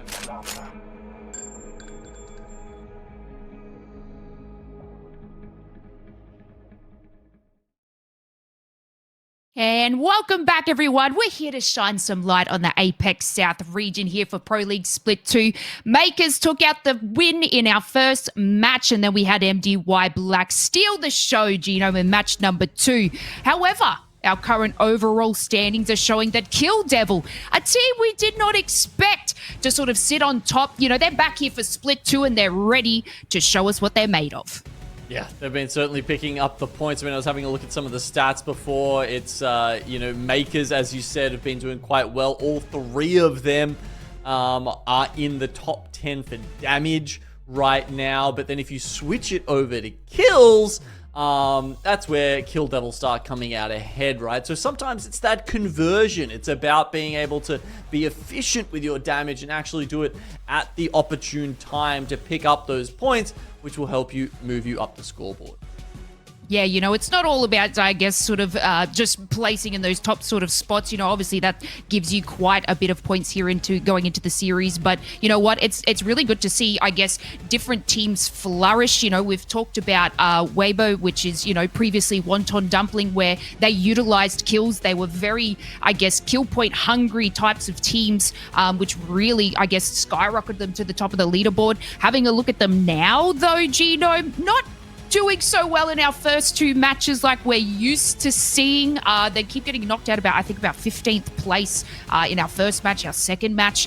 And then again, if we even touch on another heavy-hitting team, Legends Gaming, they did a better performance in match number 2. But again, we're not seeing these 2 top teams that we saw in Split 1 really, skyrocket to the top. Yeah, no, look, a 17th with 0 kills for Legends Gaming in the first match, not so great. Obviously, the second game was pretty solid. Did they need to get involved in that fight at the end there? Yeah, not quite too sure. But this is something that we have to talk about, Lace. There have been a total of 6 Legends picked so far. I'm not sitting here clapping, Genome, because Caustic is right down the bottom there. Coming out of Split 1, all we saw, I guess, was Caustic, Bangalore, and Bloodhound. And I'm so excited to see Catalyst back in top picks here, along with some more Watsons as well, because I feel like the style of gameplay that Catalyst can do, especially in like final zones and blocking off, an entire team with a wall, just makes for great viewing. So forgive me for sitting here and being super excited that Caustic is down the bottom. But you know what? We still got, Bangalore and Bloodhound as our top picks, Genome. But I think this is exciting stuff for us. It is. Yeah, look. We've got the 40-40 vision. It looks like we've already started in our game 3 here. So we'll catch you next time. Lace and Dax, you back in, mate. Back in with you, me, 40 Bangalores, and 40 Bloodhounds. And I'm just double checking, is that the case again in this game? Pretty likely so far. It has just been Bang Blood all throughout. I'm a little disappointed, Gina, because remember back in Chal Circuit, there was a different kind of composition we would see, but yep, it's confirmed. 20 Bangalore picks, 20 Bloodhound picks, and it's Watson and Catalyst very close to one another as a third pick. No Caustics now this time around. Yeah, you know what? There's always one lobby though, right? Like I feel like as we take a gander at where the rings are heading, and we see it is going very much towards Epi and Survey Camp. Not ultra north though, so Kill Devil, who look to be going towards the Survey Camp tracks, the train tracks up there. Well, maybe that'll suit them, maybe it won't. But we do often have one group matchup with groups A and B here, where they're very conservative. They'll go for that meta composition. And then we have like the aggro lobby, right? The one where everyone goes a little bit crazy, and you do see, who knows, maybe we will get that Revenant Lifeline Pathfinder. Honestly, I kind of doubt it because these teams are generally a little bit too smart and a little bit too good to deal with that kind of composition that's, you know, sort of geared around just pub stomping and running through lobbies that we see in CC. Hey, I just want a little bit of diversity, okay? But you make a good point. I think this is kind of the case also last time around. The 1 day, 6 map kind of day. Everyone wants to play a few more vintage stuff. The POIs are going to look very familiar. I don't want to spoil things for tomorrow, but it's going to get very much interesting with the draft itself. In the end, though, DK Gaming, we're happy to keep tabs on MDY Black, who just flies by. And that was such a surprising fight there, Genome. MDY Black, the odds stacked against them, especially after that Arc Star, but the fact of the matter is they took that map win, and it was incredible to say the least. Yeah, it turns out the Devotion's pretty good. Oh yeah, I mean, I played with Rexy a few times, and I think that's the only gun she trusts me to actually use and contribute. Wow. I'm not gonna lie, it might be potentially, apart from like original Raybar, the best gun we've ever seen in the game. Like, I genuinely don't understand how you can lose a straight up 1v1 against pretty much any other gun at like a 10+ meter range. Yeah, fully kitted, you basically have Exodia in your hands. Once you get the magazine, that's the forbidden one himself. In any case, we'll see it perhaps later on. I remember Legacy also doing some damage as that solo on Serenity near that top 3, but it's getting pretty crowded in Survey Camp. Quickly here, Darkveil set up, Salad in position now, taking the building across everyone else. And we've seen this here, LGD on the other hand, another zone team that loves to play into the ring quickly. They have one building to themselves, no credit to, forced to stay and play back. So of course there is 4 buildings in Survey Camp, 2 caravans, and currently all 4 buildings occupied. Got no credit, we've got Fruit Salad, we've got Serenity, and we've got LGD Gaming. Caravans, no one's sitting in them for the moment. All the way up north, we do have Kill Devil playing actually like literally outside the ring. Yeah. I guess they're just hoping to hold that and then, you know, not have to worry about their backs as they walk it in.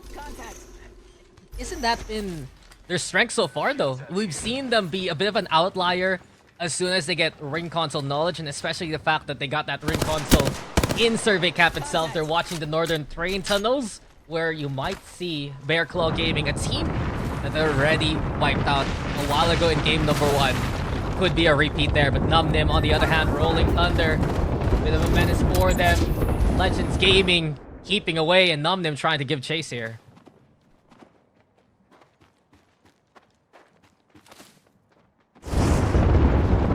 Okay, they've dodged each other, but the Boogie Boarders, no such luck as they're having a fight over here against HKUF in Skyhook. Both teams have managed to grab 1 knock so far. HKUF, though, they're going for the res first. Boogie Boarders, they're going to try and trade it back as they throw in nades to delay them.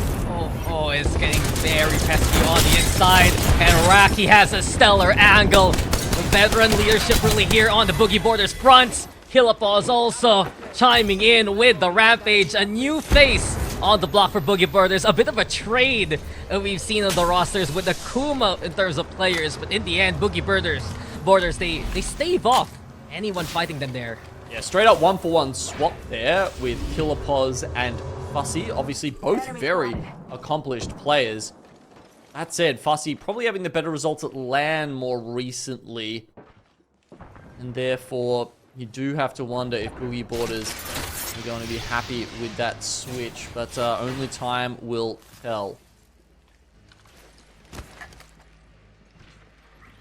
Except, you're also going to see outside nearby, but Boogie Boarders, I guess, bit of a problem really coming into LAN, right? Within the 36th place, if I remember correctly. I think that's really one of the sad parts about the LA run there, Genome, in Split 1. So many teams from APAC South couldn't even make it to the final lobby. This region does need a bit of a buff up, you know, coming into Split 2 just to prepare themselves for international competition. And hopefully, we're going to see some of these teams get back the confidence. We already saw it for Makers. It's all Kung. Boogie Birders perhaps in the future, but this ring now still looking to hold in survey camp north of epicenter, and it just might be where MDY Black is stationed here already. Enemy spotted. Team that's definitely pulling their weight today. As you say, they get that house on the hill above Climatizer. It's very central for this ring. So many other teams shoved into survey camp, essentially just on the outskirts in epicenter, but MDY, they're the ones who can sit pretty for a while now. I mean, I guess we don't even really need to differentiate anymore, do we, Dax? Because after having MDY White finally picked up by LGD Gaming I'm gonna for the first time. I'm gonna double check. I just pulled up Wikipedia as well. Yeah. No, they are the only MDY crew in APAC South right now. Yes. Yeah, okay, dude, we can just call them MDY. I press Control F on Wikipedia, MDY, and I'm like, it's finally happened. Only one single color and only one single MDY. Enemy over there. Yeah, I know. As far as I know, VK Gaming has an MDY in it. But hey, they're VK. We call them that way. Bear Claw, on the other hand, they have an angle here, but we waiting to see what Bear Claw would find as they've been stalking these train tunnels for quite a while. Apparently, the answer is the Boogie Borders, who's coming in from Skyhook.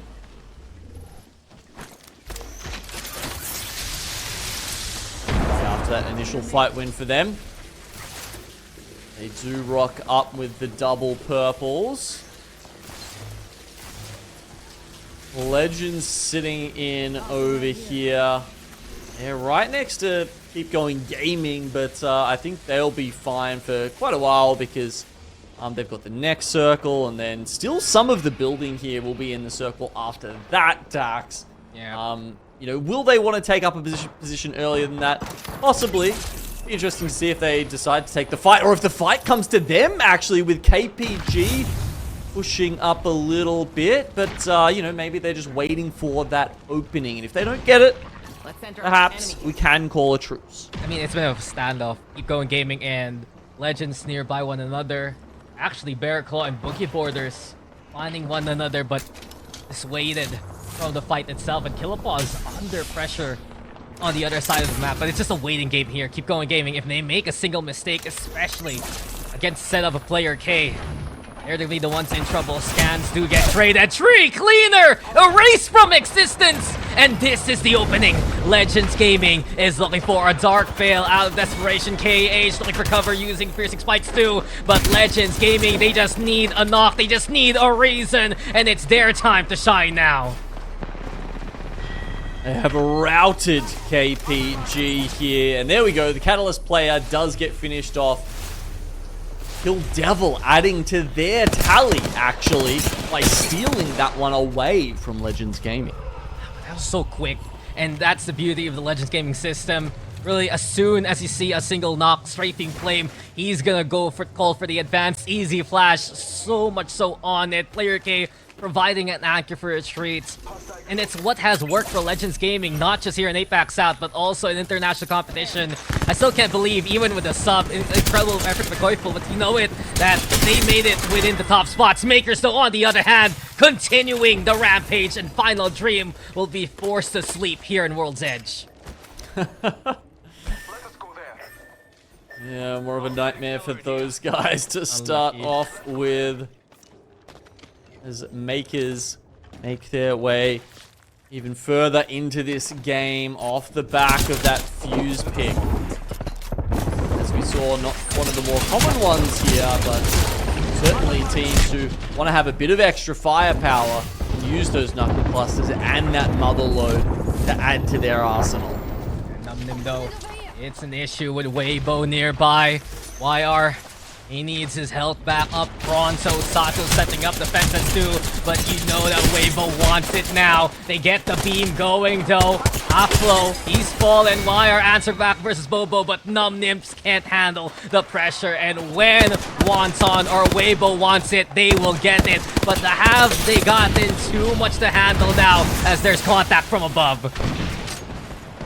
It's gonna be War Monster Firebird. And they've got triple blue stacks, so as they pull up, They actually back off in the end as Azu gets very low, and now he's getting charge rifled from somewhere else. But honestly, they've kind of done the damage. Weibo have had to leave Boring behind here as they run into the circle. Maker's also trying to do the same, albeit a little more healthy on their way in. But other teams set up with Watson Fence's pylons already around them. Teams like Dreamfire, teams like Outside as well, you can see spreading out around the position that Makers are. Kill Devil have picked it perfectly. It does indeed continue to pull up to the tracks. Yeah, with the 1-2 split, they have a position. Weibo, though, left to a solo, and it's just Jackie Chan in the middle of all that action. Dreamfire, though, will be found by VK Gaming. Boogie Board is eliminated. Weibo Gaming eliminated. And I think that's been the issue for Weibo so far. All these teams have studied Weibo more coming into split number 2. They know how strong Wonton Dumpling can be, and we've seen in these fights here, Genome, that Weibo, they're not as clean as they were compared to last split. They're always taking at least a knock along the way, and then a third party comes along and prevents them from resetting the way they want to. Yeah, it has been a little bit tough from Weibo here. I mean, let's go and check. I mean, we can't just think back to our historical knowledge of where these teams have been landing, right, Dax? We have to check every time now and be like, okay, you know, is there a reason for this? And going to have a look now, they are playing at Siphon, exactly. So historically, one of the, you know, probably top 2, top 3 POIs in the whole of World's Edge. So the struggle that we've seen them go through so far, not explained by the POI draft. It hasn't been as on point from Weibo, but they've had a few off days like this before. Still go. War Monster Farbird alive with the trio. Azu did get the reset going. He still has blue armor though, but this is still a fuse, and those knuckle clusters very pesky when lobbed into the interior. They're trying to bust through though those cat barricades yet again, and eventually August Stern's the one who falls first. MDY able to make the trade. War Monster Firebird on the inside now, but it's just critical damage being made here. Shark, the only one still standing for War Monster Firebird, and MDY eliminated there. No back-to-back for them. No mobile respawn beacon currently in the inventory either. Maybe there's one in those death boxes, but so many other teams struggling to find their way into round 5. You can see the shatter caps coming out here, and it's not going to be enough for No Name. He brought a bow check to a gunfight, and in the end, it wasn't enough. Dreamfire, VK, War Monster Firebird are feasted on. Sorrenti gone too. And it's that classic APAC South fiesta. When we see the ring close in, these teams are bound to die. And from above, from their perch, Legends Gaming just keeping an eye out. 100 there, the frag doing damage. And Bear Claw Gaming eliminated. Legends Gaming feasting again. They know it's an easy mark versus Outside. It's looking so good for them, and unlike Kill Devil, Dax, who was playing from Survey Camp, don't have a lot of resources to win with. Legend have feasted upon these other teams, and they have a lot of the circle to themselves, a direct line into the next zone, as well as just sitting on top of, you know, there's a gold Nemesis in Strafing Flames hand, as well as, you know, as many bats as you can shake a stick at this point. So Legends Gaming, honestly, you know, sitting in a fantastic spot here. And I really think it'd be cool to get a listen in with Legends Gaming in a second to see how they play this out as they move towards that final second. Let's go to that now. We can't come here. It's blue armors, bro. One has purple. Give back. Maybe it's only solo. Only solo. Only solo. We kill him. He's running it in. Hey, I think we're doing it. One. Single thing this. Kill. People in front of us here. Kill. Scanning. One. I net. Netting. Guys, we need to swing right now. Swing right now. Yeah. I'm safe. I'm not safe. Wait. I'm waiting for the battle. Fight. 40. Crack. What? Almost cracked. Timing. I feel. Okay. coming. I'm here. Bang one. Bang that, bang that. Can you? Look left, player, look left. Okay, okay. Smart. Get Careful, the- careful. I cannot. You're good. Look He behind. died. Look up, player. Net. Rest me. I'm resting, don't knock. Yeah. Where are you? He may Same bottom, player. I killed one. Player, No, wait. look behind. I killed. Oh, you're the fucking best, bro. Behind. It's a duo. Kill him. Zing. Nice. Rest me again. Insurrect. I'm rising. Cover me. Lost him. Yeah. Oh, I died. You win this, player. I'm holding on too. Speak mark. Oh, this is insane, but it's not enough for Legends Gaming. The godly nades, player K step up. It was so much going in favor of Legends, but no credit. They got in there and they got the job done.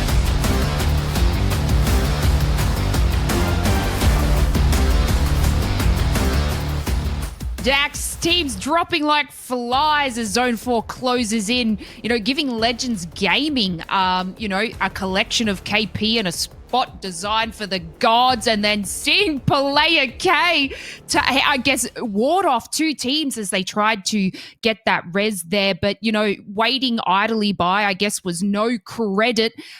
They had an excellent spot. They played it patiently and took out the win in our match number 3. That's half of our matches done for today, Dax. I was freaking out the whole time Legends Gaming was doing that. It started with the nades, as I mentioned, but Player K, usually he's your anchor, usually he's your support, and with an RE45, sure, it had the hammer point, but that was just so decisive from Player K, and because of it, Lace, 16 KP there for Legends in second place. That's around, 25 points, if I remember correctly, if the math checks out, but that's insane to see from Legends Gaming and exactly what we were looking for from them. Yeah, usually holding off a team, you sort of pepper a couple of shots from far back. But Player K just decided that, no, I'm going to decimate the teams that flock in for us to be able to get the revive there on easy. But that was absolutely exceptional by them. M and K's as well, absolutely decimating all in their path. They did sort of manage to get a little bit further into zone, but it was sort of held out in this section of the game where at least I think it was 6 teams just went down in this final zone. Yeah, and I have to say, this was a game that really prioritized how strong the anchor play of both Legends Gaming and actually Kill Devil. They did well enough for quite a while, but Legends just had that extra bit of firepower, and this was just a thing of beauty. Easy flash from above, just destroys, disintegrates Fruit Salad. It's a toss-up for them, but without Player K's antics, and without Player K having that position in the first place, Legends Gaming would not have the opportunity to impress. They were way too low at the very end there, Lace, but 25 kills, that's something for the books, really, and a marker, a standard being set so early on into the splits. Even not taking out the win there for Legends Gaming, they will still skyrocket to the top indeed with that massive 16 kills, and Player K absolutely holding together for the team. No credit though, as we said, had a excellent position in that last zone, and they just had to wait idly by to collect all the kills there to take out the win. And Kill Devil, again, placing quite high for our teams today. Dax didn't have really a lot of KP, I guess, in that one. But, getting that top 3 position is excellent for them. And as we take a look, we'll have a look exactly where they sit, Dax. I mean, they called the ring so very well. As soon as that first ring console gave them info, they had an idea. They just needed to play towards the north. And with it, they're within the top 3. Second place, though, behind Makers, who gets 36. But where did Legends Gaming come from, Lace? 25 from a single game, from 8 to 33 real quick. That just rockets them up from around the bottom half to the top 3 here.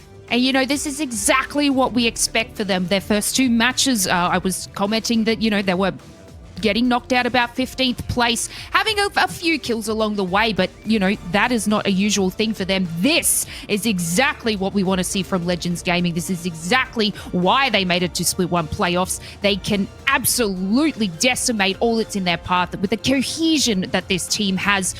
It's awesome. I guess Kill Devil still kind of taking charge, taking the lead, not, as I said, collecting the kill points as we wanted them to see, but again, Makers as well. Sort of they've been going toe-to-toe with Kill Devil in our leaderboard recently, but, you know, I guess that match showed that all their hard work really pushed them to the top for a reason. I mean, it's something we were talking about with Genome, right? How edge teams can make such a big impact and suddenly shift the side of the battle. Makers have been doing so, but it hasn't been the best way for them to make it so very long into the game itself. The only game that they won, actually, was one that they were inside the zone early on already, and they had to be the advantage. They had that red armor then, and they wiped the floor against anyone even setting up with the Watson. But right now, that's really the case why a team like Legends Gaming can rally back. Once they find a good position, and once they have step-up plays from Easy Flash, from Player K too, it just suddenly, we see how good Legends Gaming can be. And right now, I'm so impressed here, Lace, with how that game really unfolded, because yes, Kill Devil did well, yes, Makers did well, but Legends Gaming, again, back into basically in control of how this lobby can go here. Yeah, we call it like a snowball effect, you know, they just, once they ramp up, you just can't stop them. That was our game number 3. We're going to take ourselves a short break and we will see you guys back shortly.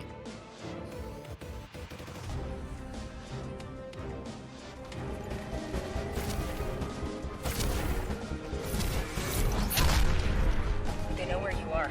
I gotta admit, I may have tricked you. Glad I got that off my chest.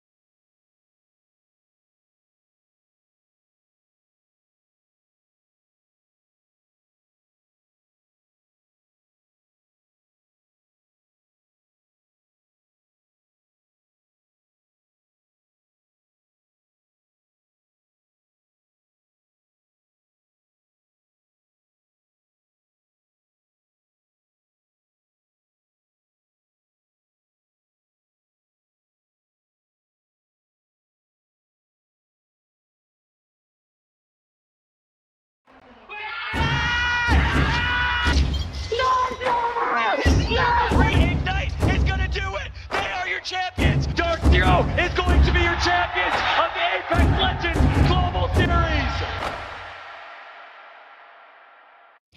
Welcome back, everyone. We are here for Apex South Pro League here in Split 2. I'm here joined with Dax today. We just witnessed an absolute blessing of a game from Legends Gaming, but let's not take away the credit from No Credit, who took out the win in match number 3. I feel like Legends Gaming has just got the sauce and they're going to make their way to the top.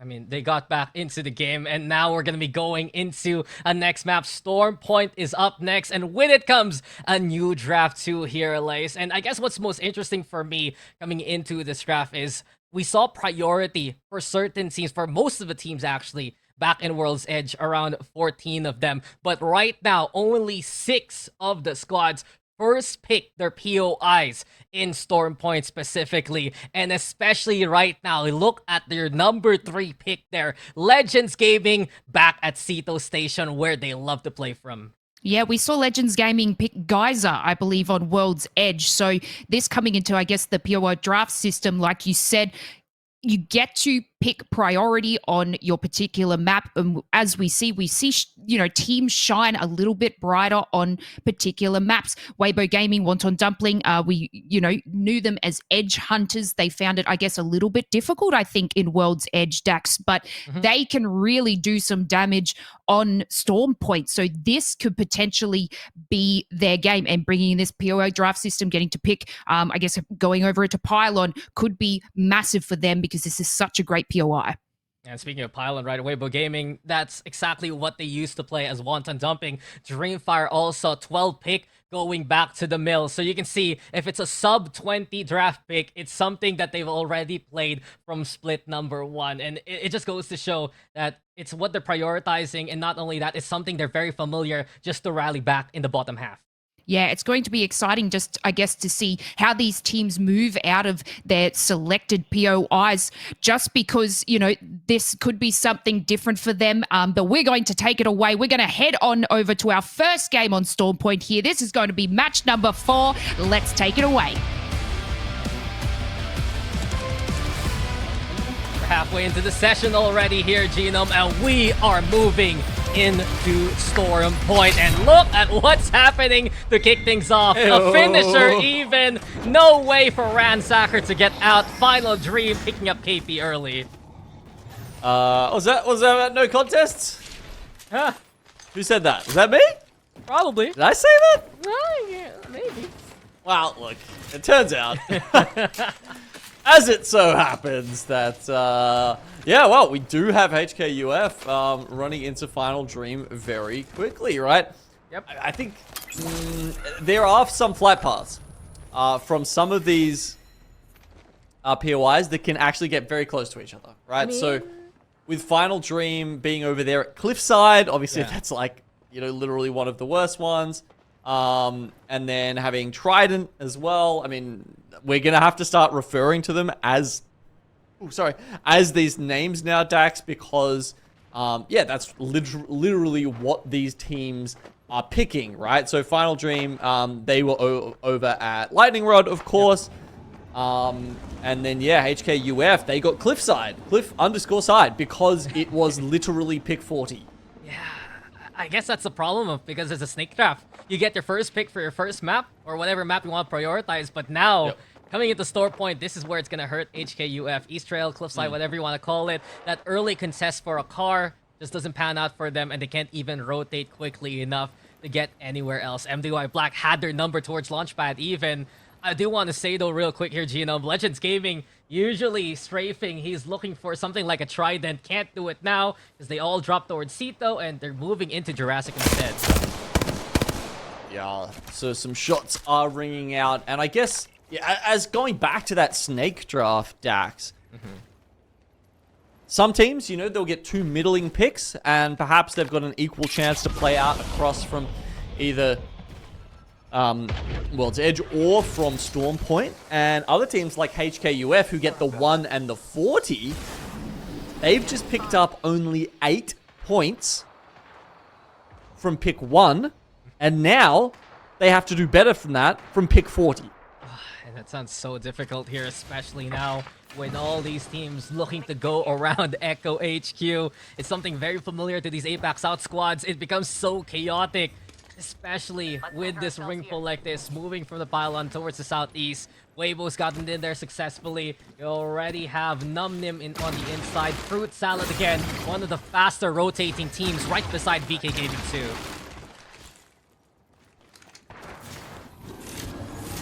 Very well set up now between the 2 separate buildings, Weibo.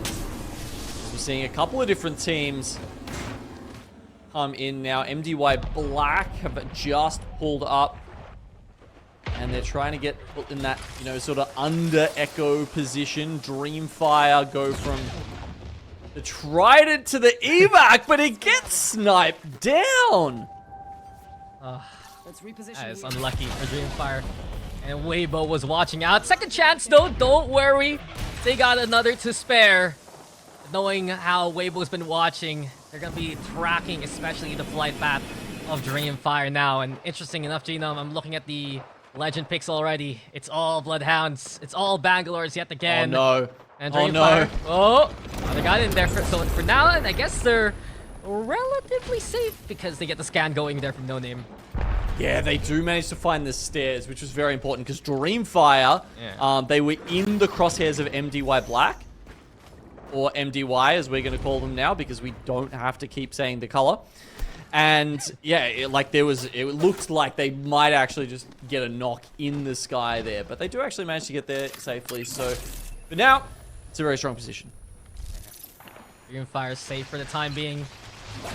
Fortunately, couldn't make the mark that they want early eliminations in the past few games after a relatively decent game number 1. And LGD, on the other hand, formerly MDY White, and why we still have the MDY color convention naming here. I mean, we've seen some of these squads here, Genome, more so play the zone based on their history. Usal being one of them, MDY, or LGD rather, being the other, but no credit on the other hand. Have found contact towards Pylon. It's outside, moving in now towards the outer circle, and no credit keeping tracks and tabs on them. Yeah, just the two sitting in Pylon at the moment, Dax. Will we get a pullback? These two teams would love it, but the other 10 teams sitting over in Echo HQ right now, who are banking on that, would not be so pleased. That said, they're just going to juke around a little bit. Nice little isolated TDM match between our two teams here. I mean, if you've ever played TDM on this map, you know anyone who plays Horizon, anyone who takes that high ground, they already basically won the next 8 minutes of the game. So true. So true. I guess what's interesting is outside, as a team, if you look at this roster, it's a little bit new with Nuku and Emilia's, formerly of IBG from last year actually, coming back to return into competition under the outside banner, and at least they stay alive for now. They get away from the likes of no credit, and relatively they get this pyramid building here that can be good for the rotation later on. They're still looking at them, still wondering about this, as we do get the next ring pull, and it is indeed an Echo HQ zone. That said, a little bit over to the other side towards Devastated Coast. I think teams pulling in, playing the hill above Echo HQ. Between that and Devastated will probably be okay too. Because it's pulled a little bit north, that means, yeah, the teams that we're looking at here, LGD, Fruit Salad, and VKG, have some of the better spots now. And look, we still haven't lost a squad at this point. Yeah. When did the squad's still alive? This has been one of the cleanest games, cleanest starts so far for APAC South. The only one we've lost there was from HKUF contesting the initial trial then towards Lightning Rod. And I guess my eye still is on Kill Devil. They refuse to play where the majority is, but they're always nearby. They're over at the east here of Echo HQ, the midpoint basically of Echo, as well as Devastated Coast, and they just want to keep away from any potential action, and there's a potential shift towards them also with the ring later on there. I mean, the action might find them, because as you say, there's every chance that the ring actually does pull a bit easterly. Yeah. And at that point, Kill Devil have put themselves in the box seat once again. I mean, it seems like they're that bellwether team today in this series, currently sitting at 35 points. One off the top of the leaderboard, which is Makers. And if Kill Devil can just rack up a few more KP, a few more placement points, they're going to have an absolute cracker of a start to Split 2. We've been hyping them up, especially because of the addition of Bolin. But on the other front here, it's Final Dream now facing off against Bear Claw Gaming in Jurassic now. It's Final Dream looking to find an angle here from the elevation. And aimbot SWQ, as well as Moku, taking a bit of chip damage, but this height is working out well for Final Dream so far. A scan now to look for where Bearclaw's trying to hide in cover. Haven't gotten enough as of yet. MXF eliminated off screen there by Keep Going Gaming. You can see Moku trying to play from a bit afar. The smoke's into play, but Lux actually with the first knock here onto aimbot there. And now it's trouble for Final Dream. They've been struggling so far into the lobby. 2 points over 3 maps. Here in the fort, get nothing too as Bearclaw eliminate them. No credit. Masters of the third party. Princes of turning up when exactly you don't want them to, but they will take 2 knocks straight up here. Incredible turnaround from Bearclaw. Oh. Benfu goes for the clutch and he will get it. They got the flash early on, and Bearclaw Gaming survived to tell that tale. No credit, cause for concern in how the third party is. They're very good at rushing in, but we've seen one of them get knocked down so often early into the fight. Savior has been the front line, and not in the best way. He gets knocked early on. We saw it happen versus the Peacekeepers there of Weibo 2, and this time they paid the price for it versus Bearclaw. Incredible clutch. Usually it's Savior coming out on top in those situations, but not this time. Legends Gaming with the movable, drivable pylon. Just to keep them nice and healthy. That's a hell of a spoiler on the car. Yeah, it's like that old show in MTV where they soup up the car. Here you go. In my ride? Yep, brand new pylon for you, buddy. Would you drive a car like that? There's just like a spinning top of electricity in front of it, rather than like the engine block peeking out or something. Yeah, I know, that's some Back to the Future Looney Tunes kind of nonsense. Legends Gaming have got going on here. Wow, even Easy Flash makes it in. And they've got the next pylon ready to go as well, so they can't get besieged. Even more important in these lobbies where you have the fuses playing, Dax. Of course, we've definitely seen more fuse on World's Edge.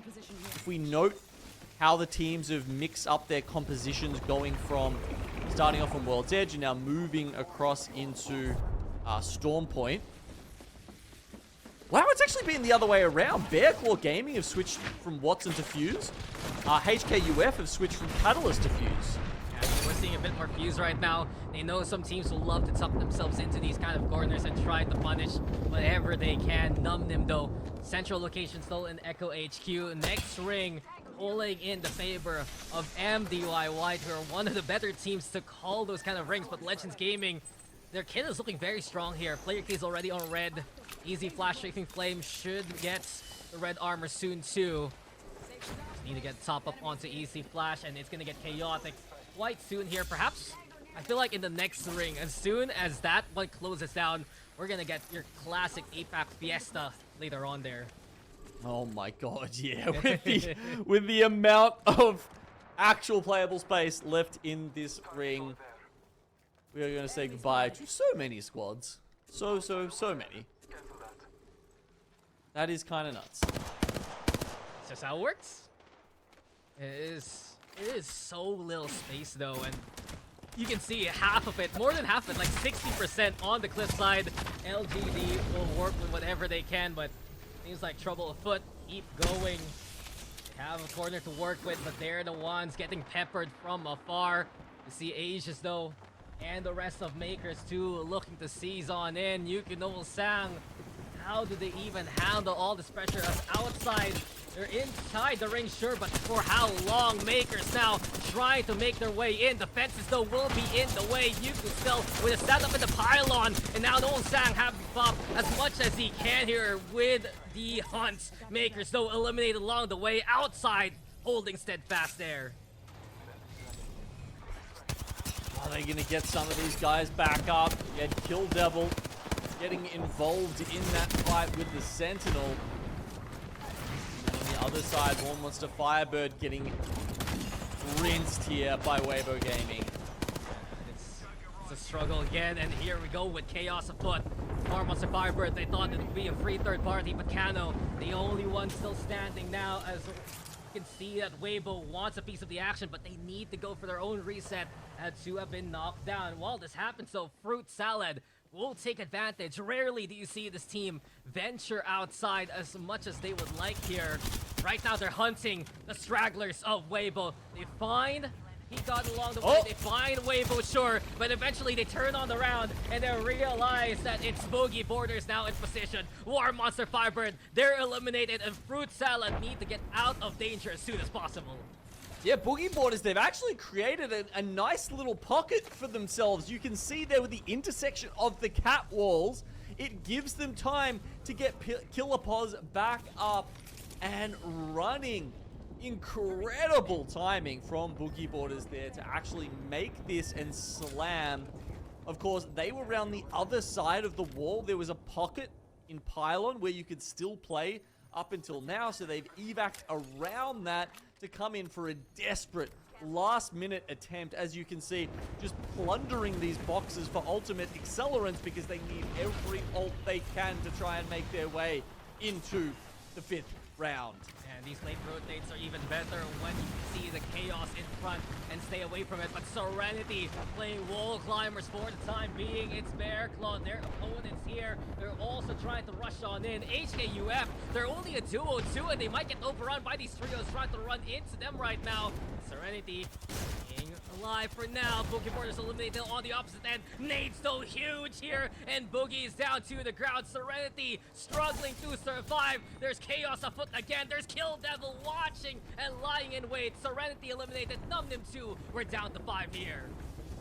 The time for watching is over, and the time for getting involved is now. Kill Devil with their position on the hill, looking down, sneering at the rest of the lobby, who are getting their hands dirty, but they're above that. They're above the phrase and the worries of the peasants below. LGD Gaming, they've managed to carve out a little bit of space for themselves on the left-hand side here. Not only that, Ming Yue has 6 bullets in the Kraber. That said, they've only got blues, so they've got to watch out for LGD and Legends Gaming getting on their head. Yeah, but Legends can actually commit on this. Puts his Feiju, knocks player K from afar, and Legends Kill Devil moving in for the reset. You mentioned it though. Kill Devil moving in. They sense blood in the water, and it's their time to shine. Kill Devil lying in wait, watching, waiting, and now they're on the hunt. It's just a smoke screen that keeps Legends Gaming alive here, as LGD will be eliminated, but Kill Devil, they've had a stellar day today, and they're looking for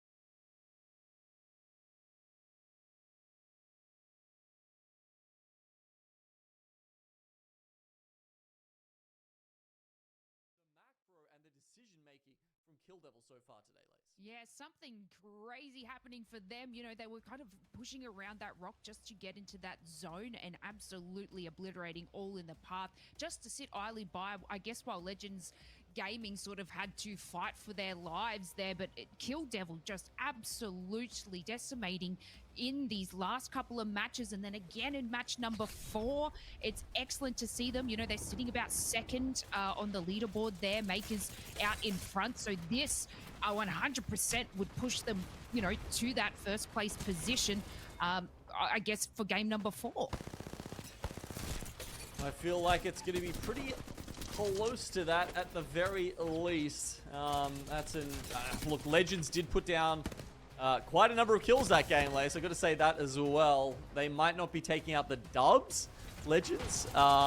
They've had 2 seconds so far, but they have scored more than 10 kills. Yeah, we in saw 2 games. Legends Gaming take out VK Gaming, who's just sitting underneath them on the leaderboard. So I guess that's going to, you know, put them in a much bigger lead again and make sure, you know, that they are solidifying that top spot. But yes, as we can see, sort of this rock play here by Serenity coming around, it just wasn't enough with all the nade spam coming in and trying to fight for their life just to get into this position and waiting idly by was Kill Devil.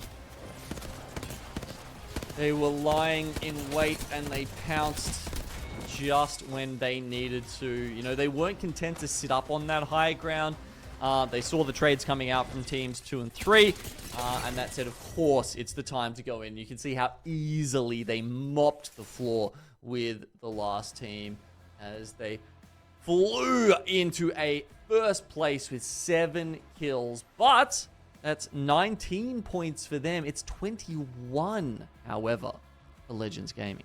Yeah, well, I think you called it there. That could skyrocket Legends Gaming right to the top. Dax and I were commenting that, you know, the first couple of matches for Legends Gaming, 15th and very low on the leaderboard there, and had a cracker of a game in game number 3, shot them up to 3rd place. So I guess this could do it again, but we'll find out right now, Genome. We're correct in both avenues.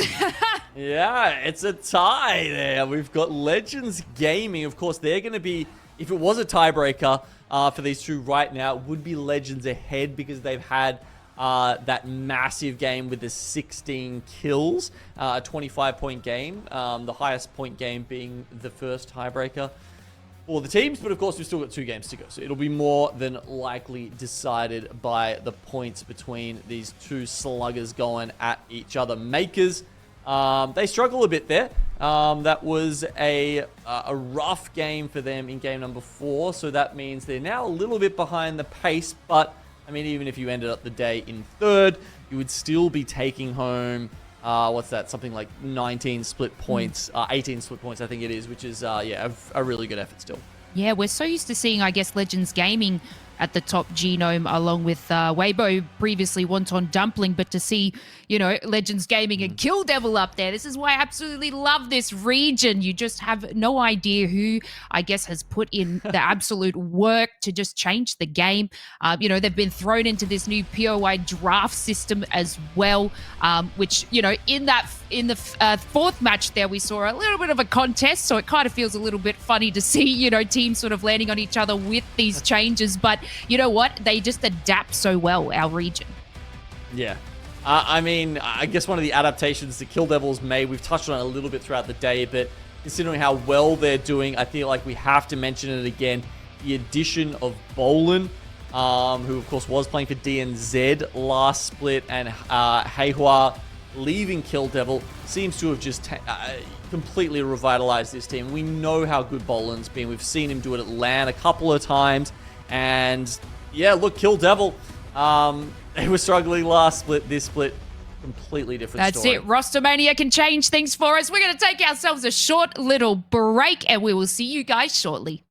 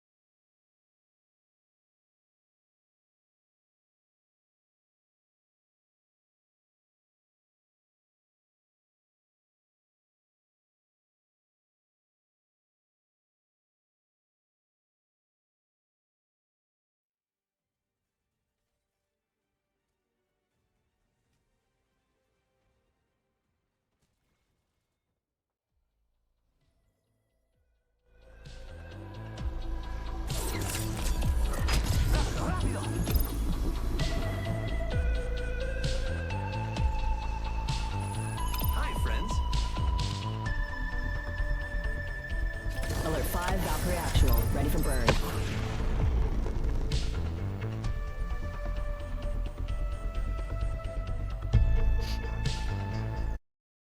And welcome back, everyone. We've had a cracking start here to Pro League and Apex South. We just witnessed game number 4 on Storm Point with Kill Devil taking the lead and Legends Games firing up the leaderboard to put both of these teams neck and neck with 54 points each, Genome. These two teams have about an 18-point lead in front of Makers, so we are itching to see some more action from them.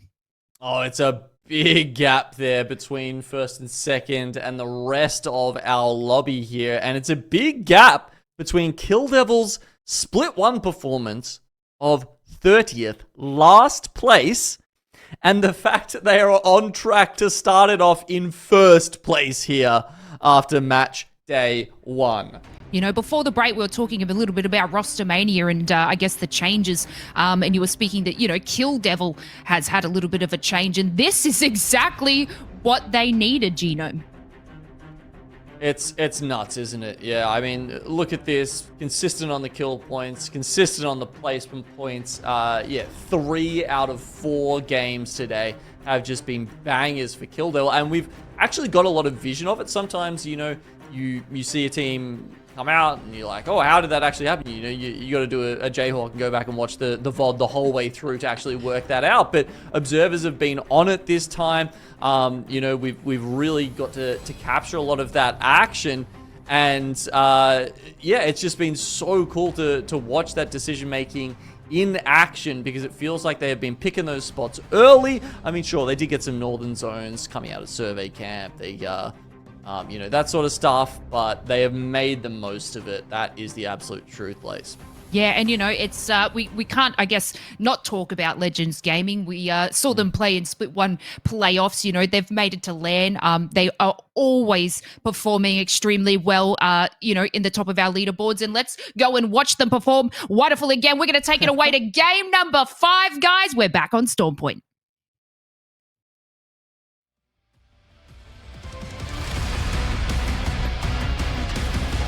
2 more left in the set here, Genome, and we got 2 teams at the very top of the leaderboard. Kill Devil and Legends Gaming tied in points, also tied in damage, over 10k for both effectively, and it's getting exciting at the very top, but we have so many other squads looking to find their form. Serenity, perhaps one of them who can play spoiler within the top 5 right now. Yeah, you know, we keep having to sort of go over some aspects of this POI draft and how it's affecting this, because it really is one of the biggest changes we've had to competitive Apex in a long time, if ever. I mean, we thought that the Legend upgrades system was a big change. I feel like it actually didn't affect things that much in the end, right, Dax? I mean, the Evo changes, that certainly had a big effect in how you play the game. Upgrades not so much. The POR draft system, I think, is going to be a big one. And we've seen some teams go for comfort picks. You know, Legends Gaming, they picked Ceto Station over Mill when they had the 3rd pick today. And obviously they played from Ceto before, but I think one of the things we have to point out here is they played from Ceto, but they usually stole the Trident from Cenote Caves. They can't do that anymore. When you land there, you don't have the distance to get all the way and grab the whip down from down south. So it's a big difference from them. They could have played a similar position, very quick looting POI, and still had the Trident had they picked Mill first. But they leave it for Dreamfire, and that's interesting that we're seeing teams go for, you know, what is more of a comfort pick. You know, who knows? Maybe Legends do think Ceto is actually a better POI. But either way, there's so many little dynamics going on behind the scenes when these teams have to make these choices in the POI draft every week. Yeah, no need to fix what isn't broken, but Kill Devil, they're in danger immediately. Levy already cracked down to Flesh. Has to go for the shields too. And BK Gaming landing nearby, no credit. They already done a bit of damage towards the side of Kill Devil, but because of BK's presence, Kill Devil has to back off their early rotation that they've always been relying on for the past few games in this lobby. Oh god, yeah, that was a little bit scary for Kill Devil, wasn't it? But they do find their way back into one of those buildings. Done. Legends Gaming. They're landing yeah, here. They're joined by a couple of us. I think they'll probably be able to sit behind here and just, you know, play nice for now. Because you've got no credit. They're looking across at Legends. Kill Devil, VKG sitting in the Zip building. And then more teams are pulling up, though. Teams definitely just want to get in and around this Num Nim. Taking some shots on the way in, as well as Fruit Salad evacing in just under VK Gaming here. So as we see that gold longbow with the 410 scope. Reminder, 1x digital threats are vaulted. They are no longer in the game. That is the only digital threat scope that you can now get. And I've been watching some of the tendencies for some of these teams. Fruit Salad, as soon as they see that there's contact in the building, they actually swing east and go back the way they came. So they're waiting perhaps for Weibo Gaming to come their way. We're looking at outside right now. He's also trying to move on in. But I do want to build on what you said a while ago. Instead of teams like Legends Gaming getting the Trident, War Monster Firebird, it's a reason why they prioritize getting Cenote Cave so they can get those Tridents. They didn't even see HKUF contest that initial Trident towards Lightning Rod, and they're only now looking to try and take it. But Legends, a faster rotate just by flying in. It's a little bit different from their usual game plan on this map. It is different, and, you know, if there's a ring like this, Dax, it's not too much of an issue, because assuming they get the evac towers required, which, you know, in Cito Station, you're almost certain to get, it's fine. It's just, there's some POIs where they can make a different, faster rotation if they've got a Trident, that it will be quite different from their old system. Nice with the Thermites there, getting that first round of ticks, but Cheeky can't find any further damage. And there's the shift, the system that you're talking about too. You mentioned a while ago, Savior changing up from the Watson to something a little bit different. He's on the Catalyst right now, and it's the adjustment really for Stormpoint. For no credit. The fence is now their enemy. Numbed them right below them. Both teams keeping tab of one another. These scans will just tell each other, saying, okay, you stay on your floor, we'll stay on ours. Yeah, but what's weird, Dax, is that he played Watson on the first game of Stormpoint. So he's only changed over the Catalyst here in game 5. It's such a vintage no credit thing. And not only that, correct me if I'm wrong, but since they had the last pick of the snake draft, they get the first pick into the second round. Yes, and they went back to something classical for no credit. Jurassic used to be their drop zone before it even got the revamp, so it's still a rotation path that's very familiar to them. It's just interesting that they did swap off towards the Catalyst this time around, perhaps to give them better rotations once they're outside their more familiar territories, you know?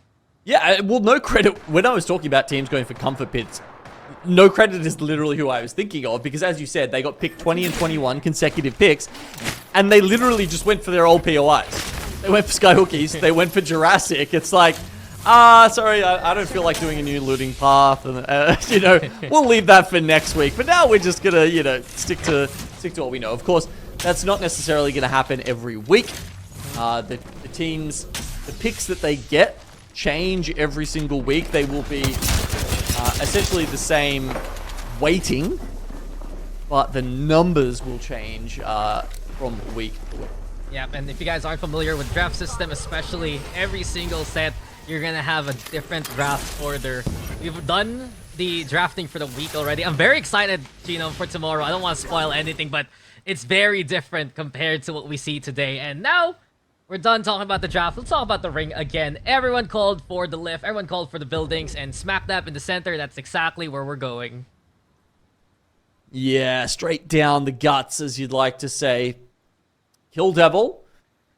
Their buildings, because they're split holding at the moment, are going to be right on the edge of the ring. This is a good spot, Dax. It gives them some kill potential, as well as a safe rotation path into round 4.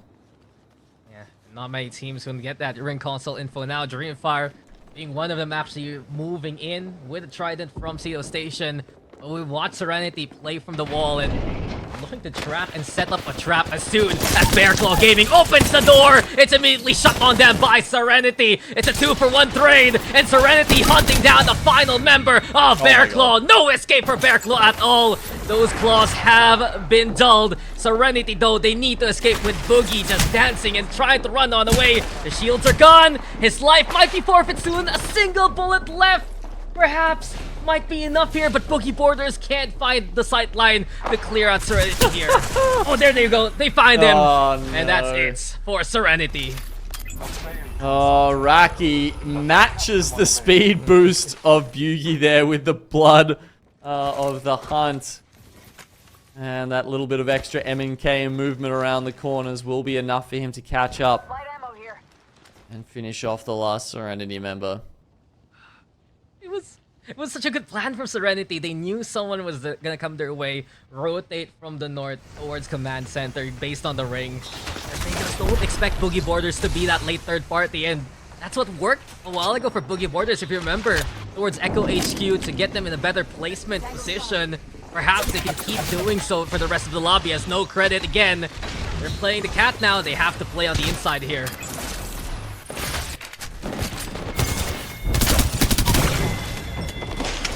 Here you go. There's some of that KP we were talking about for Kill Devil. Is MXF tried to come in on the outside, and Asarin, he's going to be taking over the other building, actually starting to set up some Watson fences of his own over there. But meanwhile, he's given 2 death boxes worth of loot to Kill Devil. Yeah, Kill Devil. Still not on purples, but it's at least a little bit more ammo for their push later on. Weibo, though, on the other hand, you haven't seen as much impact from the team that was the champion of Split #1 here in APAC South. It's been their pushes being read, being caught on by other teams, and especially when their usual plan relies on all 3 still standing after a first fight. It's just not panning out as much, and we're seeing Weibo play a bit more careful here all the way in the southeast. War Monster Firebird, though, here by Jurassic, and they're the ones rotating elsewhere.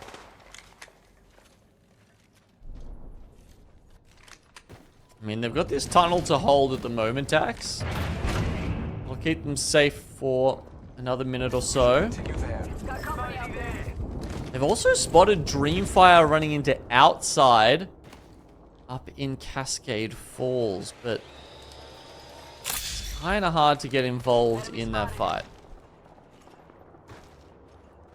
Interesting. War Monster Firebird, as far as I know, they're partners with the Chinese orgs. They had Shark actually sub in towards LAN, so he got his own individual LAN experience.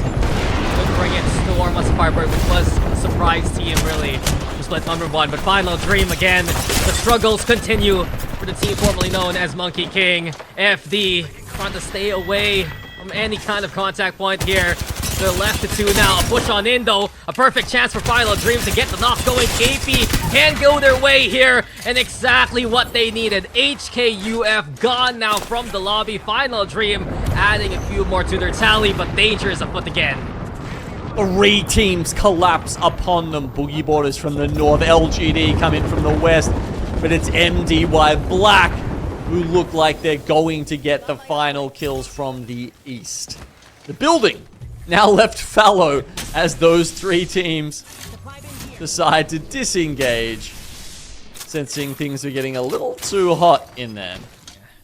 No one wants that room, no one wants that vacancy, and while that happened, I do believe Dreamfire eliminated again, so struggles from Split #1 continuing here in Split #2, unfortunately. Keep going gaming, though. Bobbing, weaving in the air, the movement from KH and Bible.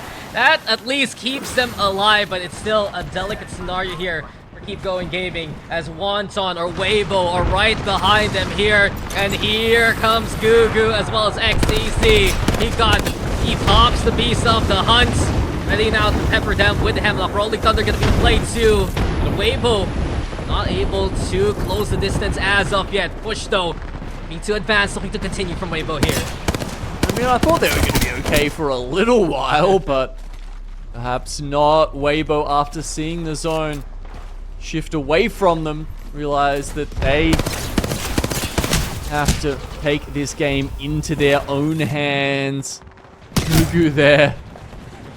Such a close call, playing with fire. But they've done enough to get rid of KPG ahead of them, and that opens up that spot for Weibo to play in. Yeah, it's a safer play here from Weibo, keeps him alive at least for the rest of the lobby for now. But we're watching Boogie Borders try to find a way in. Danger afoot against the teams who've had those buildings since zone number 2. You already see Legends keeping tabs on them. Warmon survivor, same can be said, but eventually the aggro's pulled away from them, and Boogie Borders can keep alive for now and focus their efforts versus the oncoming Fruit Salad. I mean, this is a much more tenuous spot from Boogie Borders here. It's not in the next zone. Often these, this spot actually the zone will pull here, but it very much doesn't. And so now Boogie Borders, who have committed to this spot, have to find a way northeast. They need a cat wall, and even then, I don't know if that's going to be enough to get them all the way across. Hannah has chosen both of the cat wall perks here, so he will have the extra distance. That'll help them a little bit in crossing to those rock stacks, but still, this is a tough one for the Boogie Borders.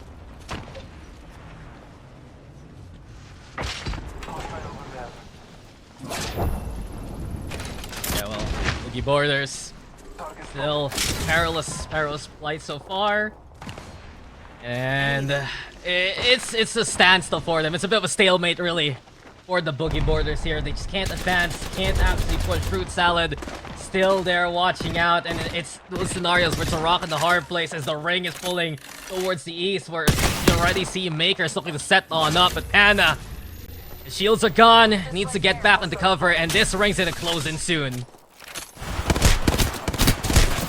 It is closing in now. These buildings are starting to get a lot more bloody. You can see the cat spikes everywhere, as well as the fences down. Teams relying on the defensive encampments here. Okay, the ring closes. We've got 12 squads. We're about to lose 5 or 6 of them here, Dax. Yeah, MDY now, they're gonna go for their own desperate push. It's so close versus Weibo here. They already are left to a duo. A single player left standing. Augenstern trying to set up the Dark Bill, allowing himself to isolate these angles and look to knock out Weibo one by one. But LGD eliminated now. VK the ones in trouble here versus the likes of Legends Gaming. And Makers happy to play from afar. MDY now gonna get eliminated. This is a flank being covered here by Makers, but these squads are getting so close to one another. Fruit Salad gone. Legend still in the fight towards North. BK looking to be their victim. It's a 3v2 effectively. The knocks going in favor of Easy Flash, and Legends Gaming getting the one up versus BK so far. An elevated fight though. The cover is good here for Strafing Flame. The shields are getting cracked again. The scans there, and this is the go signal for Legends Gaming. Nothing can stop Legends for now. The single player from Kill Devil actually just throwing some bullets out towards Legends. But as he goes down, he confirms that Legends will finish this game in the number 1 spot. They are not done yet, Dax. Easy Flash has 6 kills to his name, but they want to add Numnim to the list. It's what we said a while ago. Lace and I mentioned it. Once Legends gets going, it's hard to stop them, but with the Easy Flash getting knocked down, that can be the chance for all the other squads within the top 5. Boogie Borders, though, they've kept alive for so long. Let's listen in and see what they'll do here. Yeah. To east side, southeast, okay? Come. Yes, go. Climbing. Bang. Yeah. By yourself. I can't see anything. I have to climb up. I'm climbing up. I'm dead. Oh.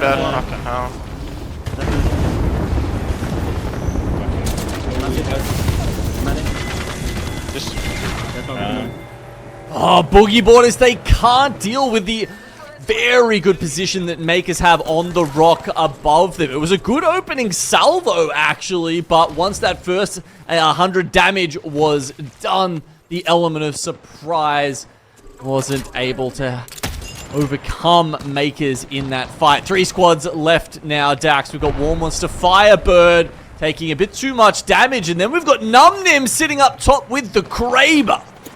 Yeah, YR looking to find impact with it. You also see Numnim, a beautiful arc star. There you go, the shot that rings through, and it's against Makers. Now Numnim, they have the numbers advantage against both squads effectively, and they can pick and choose their targets. Whoever they want to send on. Makers might be the ones they're looking at, but they just don't want to overextend. They don't want to give the other 2 squads a chance to fully reset here. Well, Makers have been able to. They do get the res off here, and after this med kit goes off, they will be back to full health. And not only that, 2 of them have the red armor. War Monster, Firebird, they're a little bit in shambles. Probably a second place best that they can do. But with the height, with the Kraber, with the bow check, Numnim can put in so much damage from range just like that. Yeah, but War Monster Firebird is their victim again. It needs to be against the likes of Makers here. The hesitation a while ago from Numnim now. They prioritize really the high ground, the elevated angle they can play from, especially with YR. The smoke's there.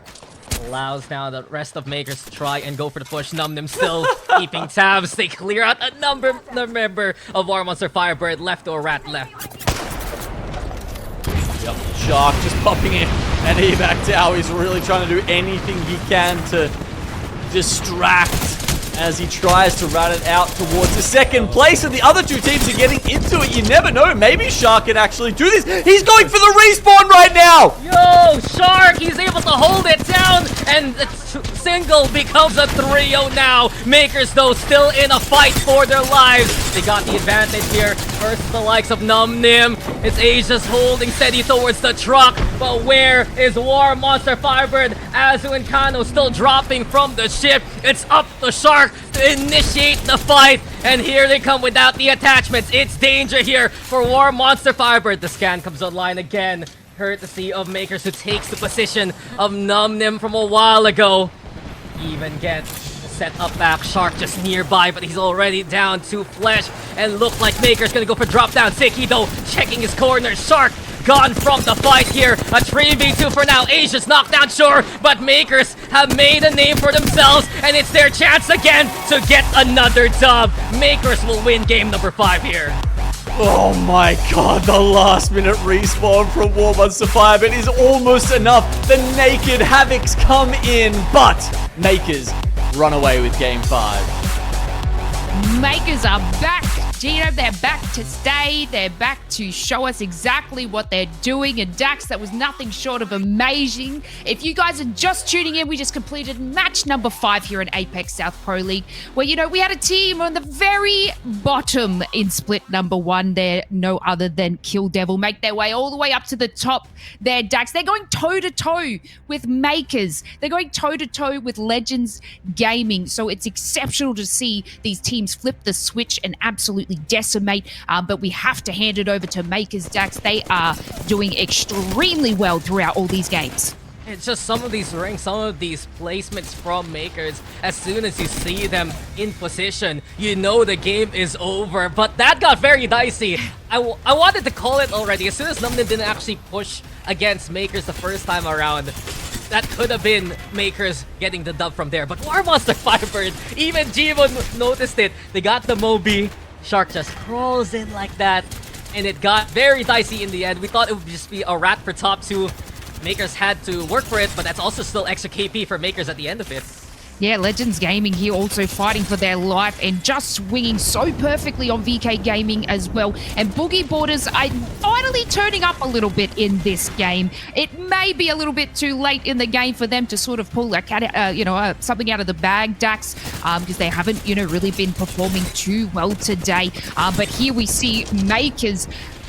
I quite literally thought that they were ended here, but Asia's just holding on for dear life without a shield, and taking out Numnim was just exceptional. Yeah, just a respawn beacon perfectly placed, and in the end, Makers, I guess it's just a little bit of that know-how too. In a straight up 3v3 fight, they're making sure that the corners are checked, they watch out potential flags. If Shark actually got away with some good damage there that could have been a chance for more Monster Firebird. But in the end, they should be happy with second place and 2 kills. But big games here, not only from Maker's Lace, but also Numnim, 3rd place, 8 kills. Legends Gaming, that should secure first place for them with 9 kills, making it to the top 5. And Boogie Borders getting a bit of form too. Top 4, 4 kills. The endurance run, it did end in that listen-in, but at least they're making a few more points go their way now. Yeah, we have Kill Devil there at 6. You know, they've been taking the charge for this whole time, but not anymore. Legends Gaming sneaks their way all the way to the top. They were sitting, I guess, toe-to-toe with Kill Devil in our previous tournament scoreboard, but look at them go now, Dax. They have just absolutely obliterated, and your Makers as well. They were sitting just underneath these two dominating teams, but they had a cracker of a game in game number 5, which has pushed them, I guess, you know, in line with Kill Devil. But these teams, these top 3 teams, are just all going toe-to-toe with each other, and I just feel like nobody else is going to, you know, catch them at this point. Yeah, it's a 3-way race for the top spot, and interesting enough, our first place are here in the leaderboard Lace. They haven't won the game yet. The closest one was the game that no credit took away from them. Kill Devil taken 1 win. Makers have found 2, and that's why they're in the top 3 placing right now. So it's getting very exciting at the very top, but there's still at least 1 more map to play for, and it really will go down to that last map to see who'll take that full 25 points from this set. Yeah, and if I think I'm right in saying with series points, if we have a team that I think takes 3 wins, I think you're awarded 1 bonus point. So Makers could be in the making to do that as well. I believe, you know, we obviously got to check out the series points. 25 points goes to first place overall, and that's really what we need to keep an eye out going into Split 2, Dax. So, you know what, we could see something in the making. And Makers, they've just been on point today. Ziki doing so much work there with the fuse too. And I love the fact that you always can see Makers have a bit of that fallback plan. Everything relied on Asia's to hold strong towards the truck, and that he did. They got that 1 knock versus Numnim, and the rest was their win to take. Yeah, well, can Makers do it again? Can they get themselves another win? We will take a short break, and we'll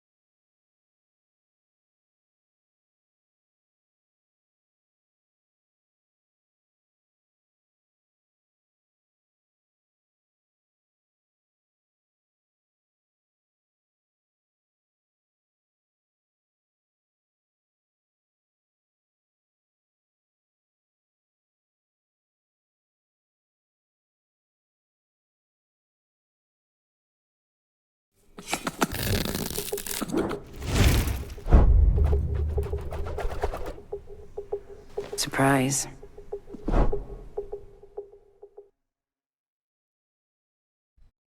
And welcome back, everyone. We just saw Makers get yet another win, taking out the first win in match number 1 and now taking out another win for match number 5. You know, can they do it again, Dax? We've basically geared ourselves up for the final game of the day. If you're only just tuning in, Legends Gaming has taken out the lead with 67 points, followed by Makers and our underdog team at the moment, Dax, Kill Devil, totaling, and they're tying at the moment with 60 points. Yeah, it's getting very exciting at the very top. Kill Devil, we've seen them have those struggles back in Split 1. Now, with their new roster, adding in Bolin, it has been such a hefty boost really to the team, but no slouches also for Luhan, and especially Levy, who has been popping off and having great games. Some good decision making from Kill Devil, especially staying away from the usual APAC South chaotic rotations. It has given them a lot to work with, but I guess really the story right now has to be the Makers Magic Lace. 2 games that they have won. The first game in our last game a while ago, and coming into game 6, they're in a dominant spot to try and take away that top spot from Legends Gaming. Yeah, I feel like this is going to be an amazing showcase if they can get another win under the bags. But you know what? You know, these 3 teams, Legends Gamers, Makers, and Kill Devil, are sort of the ones we've been talking about. Like, coming just underneath them is MDY. We can say MDY now, taking out their colors. So will we see them sort of skyrocket it up? We're going to head into our game number 6, our last match of the day. Let's take it away, Dax.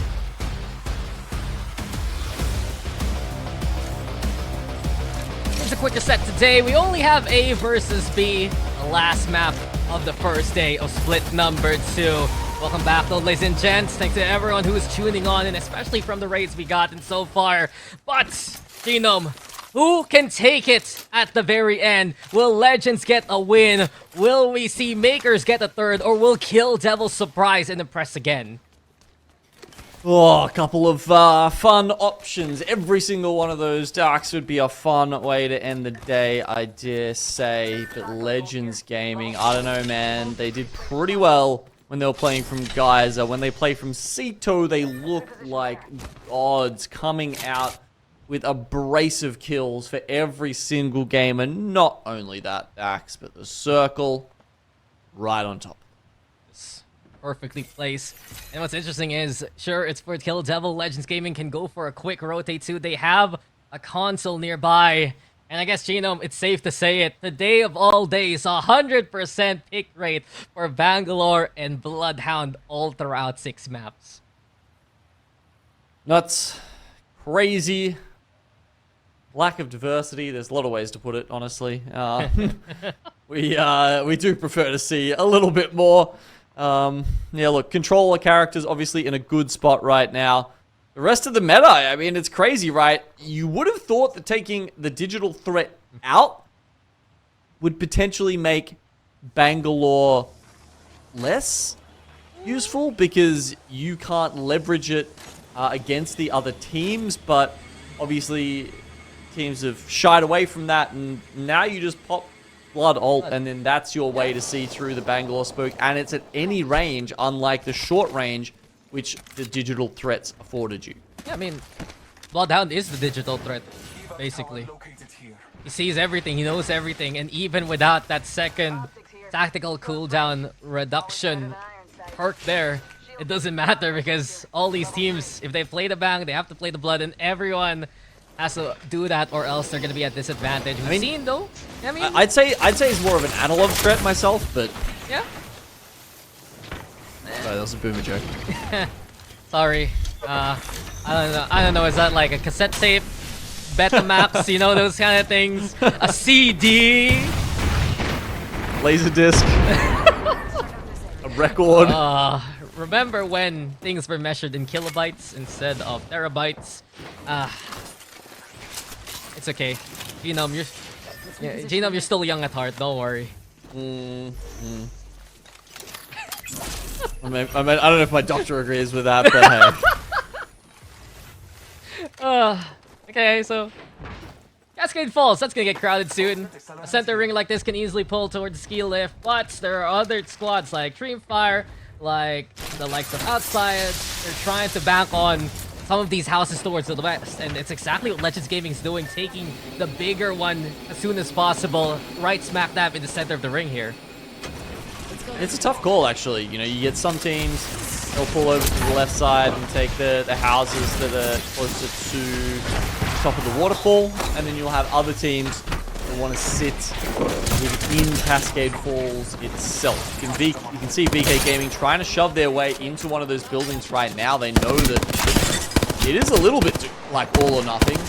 Trying to get into those houses is extremely important, and they're trying to coexist with Outside, but I don't think that's possible. I don't think that's coexistence, sir. They're trying to boot them out as soon as possible, but VK cannot handle all those shots going their way.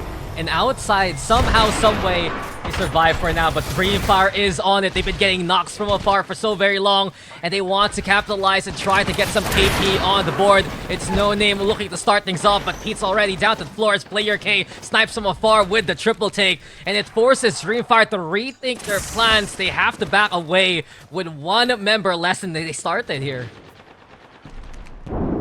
Not been a fantastic day for Dreamfire either, has it? I mean, their woes from Split 1 continuing on into their first match day here, Dax. VK Gaming, they were looking a little bit more promising. They were in 6th place coming into our final game.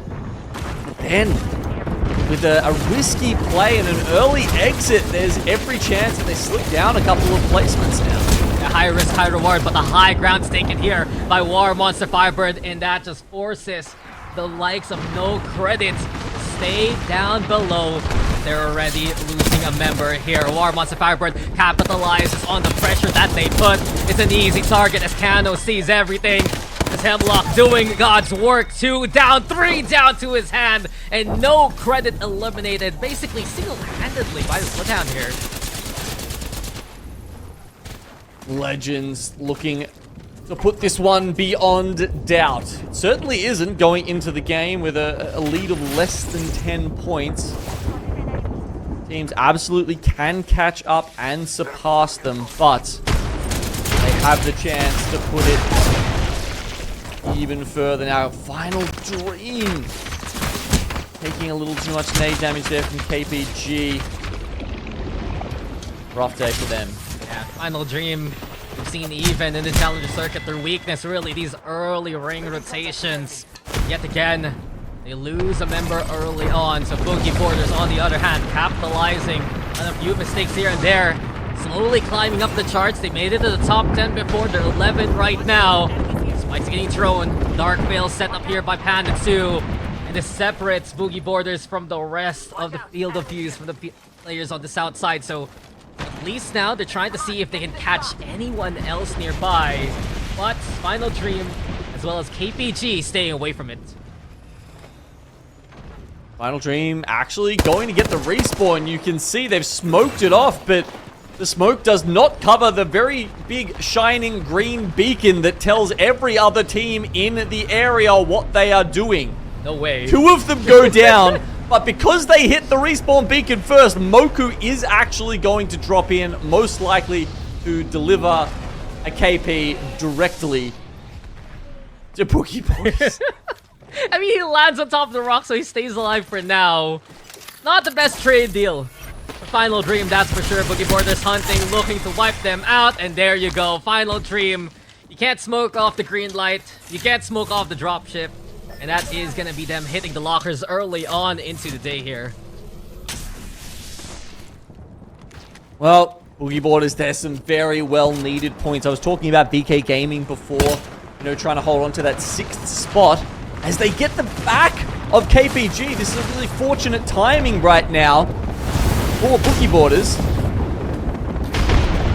Taking advantage of Bear Claw's push too. KPG stuck between a rock and a hard place sandwich right now. And interesting enough, Boogie Borders, that's enough for them. KP bit by bit is their call. Veterancy, we've been talking about Boogie Borders. Smart decisions slowly climb the charts, and as Bear Claw do eliminate Keep Going Gaming here, look at the position that Boogie Borders is in. I think from last time we checked, they're now up to 7th place. Not too bad at all. It's a big difference there. Yeah, and you can see, you know, the points from 7th to 5th, if they were just able to get another few points and surpass Serenity, can make a big difference, Dax. And just those couple of points, it'll grab you an extra couple of split points, and then, you know, maybe that's them just barely making landing. And you got to remember, Boogie Borders didn't have a convincing entry into Los Angeles. They didn't have a convincing tournament either, and with their change of roster here, bringing on Killerpos and Fussy moving back to Akuma or over to Akuma, you really got to hope that they can have a better performance than they did in Split 1. It's a bit of a revamp, but I guess the best thing right now for Boogie Borders is they're just still keeping tabs of competition, not cracking under the pressure of being in that bottom 10, but everyone is now looking at Kill Devil, excited to see where the squad ends the day. The top 3 effectively all but confirmed. Maybe they can slip to top 4 if another one of these teams have such a big game, but as of right now, it's already good stage points for them. And your wingman in hand, they'll be keeping an eye out. This building controlled by Kill Devil, and this is one of the few instances they're a lot closer to the rest of the field than they usually are. We haven't really got an answer to where that zone's pulling yet either. I think actually Boogie Borders honestly might have picked the best spot. Well, we will see. 30 seconds will give us another indication. Boogie Borders have set up quite a few shield swaps for themselves up in that northern position. Eventually they'll have to deal with Bearclaw Gaming, who were sitting up in the choke to the northwest of them. Numnim over to the northeast in the buildings. The other team, obviously we had a look at Kill Devil there. The other one we have to worry about at 60 plus points. They're really the only 3 teams in the running to win this lobby right now, Dax, is Makers. They're still all the way down in Cedo Station, taking their sweet time. Dexter almost up to red armor for them as they want to push in. They have, of course, gone the Ringmaster console perk on Fuse. That means they'll get the next scan over at Cedo. All these other teams are fighting it out very much in the ring, and it's actually pulling down towards outside and Dreamfire in those buildings close to the tunnel. Yeah, Legends slightly in the interior too, but here we go by the waterfall. HKUF looking to make an impact coming into the lobby. It's Weibo on the opposite end, and Peacock, he has the purple armor to work with. Weibo hasn't just been the best day so far, but maybe here this game can't be theirs. That's a knock onto 1, make that 2. The overwhelming force that is Weibo, at least we're seeing it right now. Shotguns in hand, just wiping out HKUF bit by bit. And this is gonna be painful to watch. HKUF eliminated all too easily by Weibo there. Well, spiders have come to join the party. Yeah, HKUF spiders, dude. Teaming, agreed. And they're going to be teaming with Numnim, who is the team on top of Weibo Gaming right now.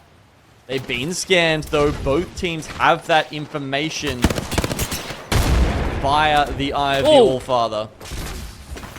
Oh.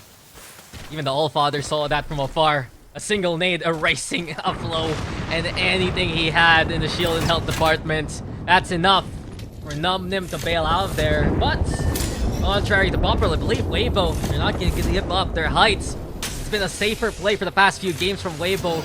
Not pushing as deep and as much as they would like, but this is what we've been waiting for. Makers now are landing right on top of Dreamfire here. Here we go with the Bangalore ult. Dexter, he's making his way in, but it is a 1-for-1. But problem here for Dreamfire is they're not as kitted compared to Makers. Dexter still throwing some arc stars, getting cracks going. That's immense damage through the smoke, and that should be enough to eliminate Dreamfire.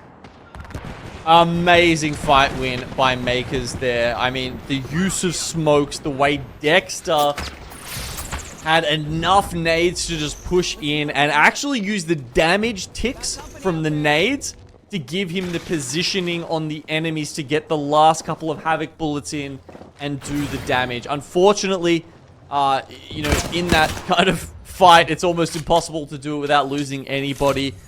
Aces does go down, and they don't have a mobile respawn beacon for them at the moment. So does that spell the end of their chances to get first in this lobby? Maybe, but look, top 3 they'll still be pretty happy with. I mean, they have to share with Fruit Salad now in terms of the housing situation.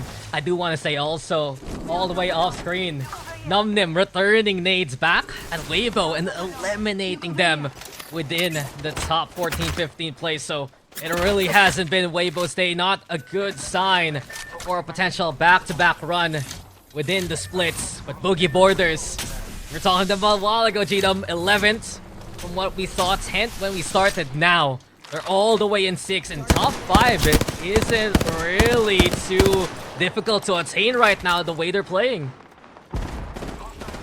Gonna be the disguised of APAC South here and become the big game 6 players to turn their series around. There's a chance they do it here. Obviously, they picked up a few kills already. Bearclaw Gaming look kind of scared of them right now, if I'm being honest. They're trying to slip past them into the circle, but I don't think Boogie Borders will let them do it. Legend Gaming, kind of looking a little bit north, and luckily part of their building is in. Oh no. Kill Devil had a much harder rotation down from the south. Yeah, they were trying to stay away from the contact of War Monster, Firebird, as well as MDY, but instead the Rolling Thunder actually taking them down bit by bit. They're still not the focal point though of this fight, so a chance here right now. Bring one back up. Luhan also gonna go for his own kind of push, but Kill Devil, it's been a great run. But we're left with the Watson to try and fight for Kill Devil's life. No chance now. Kill Devil, they're gonna have to settle for that top 3. But MDY Black, it's their rally to try and fight, and they're gonna push into Fruit Salad here. Oh, still a commendable effort from Kill Devil. But there's so many teams now being eliminated. Legends Gaming hold a fantastic spot in the zone, and most likely the first place on the leaderboard when all is said and done. The Devotion looking to go rampant. An easy flash. They're still too ambitious there. Gonna get knocked on down, but it's still Legends who can just punch him back into cover and look to go for the res elsewhere. This ring closing on in, and while you see Makers in position within that northern house, there's still a duo. Legends, a trio, sniping from afar with player K, and it's their chance here. Slowly reset, bring the shields back to easy flash, and look to find another fight elsewhere. Nice little reset there. I guess when you look at how close they are to getting purples, it makes sense why they're getting aggressive Dax. Blues are not only, like, it's not only just the fact that you're losing 75 health across the board in your team, it also makes you a target. As soon as they see those blue shields, other teams will want to try and get aggressive on top of them. Yeah, it's not the best cover here for Makers, but they're making do with Dexter stepping up to the plate. The grab cannon, the only thing keeping bullets away, but eventually it's Makers who will fall. Legends Gaming, first place is all but secured now, and it's their chance now to rack up even more points. Bearclaw eliminated 2, we're down to the top 5, but this lobby, this session is Legends to take. Incredible. Coming in on other teams' far superior armors, but because of their immaculate timing and macro getting them into a better spot to start with, Legends are able to convert the third party into purple armors, and now they have so much of the zone and a well set up position with an interception pylon here to take the dub. Can they do it against the other 4 squads left alive? Well, they've got a good chance. They've got an even better chance of being the #1 team in our lobby today. Here we go again. Inside now with War Monster Firebird. This Mastiff going ham. That shotgun bolt is golden. And even more so, it's just perfection versus Fruit Salad. But War Monster Firebird, they're the next victim to Legends Gaming. And we saw a while ago, Legends, they haven't found a win yet. Perhaps here at the end of the day, it can be theirs. We're down to 3. What an amazing way to cap it off that would be. Outside or inside, MDY just playing underneath, trying to hide from the bullets peppering in now from Legends Gaming. Hemlock Hemlock, Nemesis. They've got all of the long-range goodness they need to just continually keep up the pressure on the two teams left alive on the opposite side of the ring. Look at that cover. I mean, so much there. The tree, the rock, the fence. They've got everything that they could possibly want, including a devotion in the hands of Easy Flash. Everything has been crafted in favor of Legends Gaming now, and they made these opportunities, especially with the stellar calling we've seen here from Strafing Flame, as well as the pushes to go for the third party. I don't think we're going to see much of an adjustment now on the scoreboard unless it's outside who can get some KP going their way here. Push them up from 14th place. MVI Black 2 just right under their noses, but this is everything Legends wants and more. Ult Accelerant, Beast of the Hunt at the ready. I mean, Legends, they don't even need to aim. They're literally just firing bullets into the doorway because they have enough to spare. With that, the ultimate comes up for Easy Flash, and no matter what gets put down, no matter what smokes come in their way, he will have full vision of this final fight, and I think Legends Gaming are going to do this without a hint of trouble.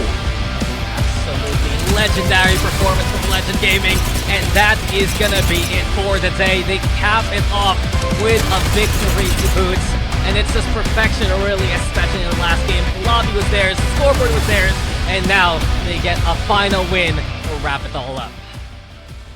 And indeed, that was our final game for the today in APAC South. So many jaw-clenching moments with our teams really showcasing the reasons as to why they made it to Split 2 and Pro League. But Legends Gaming, Genome, you know, this is exactly why they made it to the playoffs in LA, really proving it to us again today. Yeah, I mean, I think with some of the problems that Strafing was having, you know, some of the unfortunate issues he had at the start of Split 1, we really didn't see the best of them until we got closer to LAN. Then, of course, they come out with an awesome result. That said, you know, they had Teufel, not Easy Flash. You know, in some ways, comparable players in terms of the impact they can have on the game. But not necessarily in the way they play. So it was still, I feel, a bit of a question mark in terms of, you know, how they would go back and adapt in Split 2 running regular 3. And today, if anything, was a statement that it's going to be all gravy here for our team, Legends Gaming. And Dax here, right? Maker's just absolutely decimating in here, and Genome sort of commented on the Arc Stars being placed so strategically to absolutely clean up in that. But of course, Jax, we can't forget about Kill Devil. Yep. I mean, top 3 finish is not too shabby. Honestly, it's such a big improvement compared to their Split 1 placing, and it really has been this roster revamped and at the ready to go for more. But I do want to tackle what Makers does in these kind of fights, the micro adjustments and just the in-game knowledge to utilize whatever information they can, plus the aim that they have. It's always been the standard from the Tom Yum Kung roster. It's good to see them really get picked on up, but I have to go back to what Gino must have been talking about. Legends Gaming, the questions have been answered, and we've gotten an X Factor, especially for today. Player K playing out of his mind, especially in that World's Edge RE45 showcase. You know, it's really been Legends Gaming firing on all cylinders in all fronts. Yeah, and as you can see, they're sort of sitting really pretty there. Again, in their final match with 12 kills, they just absolutely steamrolled the competition. They started out a little bit slower in today's matches, and we were a little unsure, you know, if being on the big stage might have made them shake in their boots a little bit more. But here we go, the snowball effect that we love to see by them. They just keep picking it up as each games go by, and that is just a testament to their absolute skill together as a team. I know you and I, Dax, were sort of commenting on a game of World's Edge where player K really shone through for the team, and, you know, I guess held off 2 teams while they tried to sort of get the reset there on Easy, and that was just incredible by them. And again, MDY placing second there. They have been quite, I guess, leveled in this whole match today. They were sitting, you know, sort of just above the top 10 there, and they are really pulling through together as a team. Yeah, they're pulling off some incredible fights. You still remember how they won that second game, especially against Keep Going Gaming and Serenity. Who cares about an Arc Star stick? They're happy to still hold strong. And they also were able to hold off outside there to make it to the top 2. But that was a big game from Legends Gaming, and you can see what happens because of it. 91 at the very top, man. That's pretty crazy. That's a big win from Legends Gaming. I mean, Makers had 2 wins. Let's not forget that. So that's how they end up in second there with 68. Everyone who doubted them in Split 1 now eating that regretty spaghetti as Kill Devil come up in third place with 61 points. And it was a very pop-heavy lobby today, Lace. Yeah, and let's touch on Serenity as well. They were incredible at playoffs in LA. We haven't really kind of spoken too much about them today, but again, a excellent effort from them. Even I guess War Monster Firebird started off very slow at the start of these matches as well, Genome, but seemed to have pulled it together right at the end there. I saw them absolutely decimate, I think it was Kill Devil at the top, and they are doing something crazy this time around in Split 2. Yeah, you've got to remember that, War Monster Firebird, they had some quite good performances. I'm trying to think, they might have even had a lobby win in Split 1 at some point. And they've definitely got some highs. They just need to smooth it out and find that consistency here. And I guess one of the other things that it makes me wonder is, is this a POI draft diff? War Monster Firebird, coming in as a very new team, would have struggled to find decent POIs, but now that the playing field has been leveled,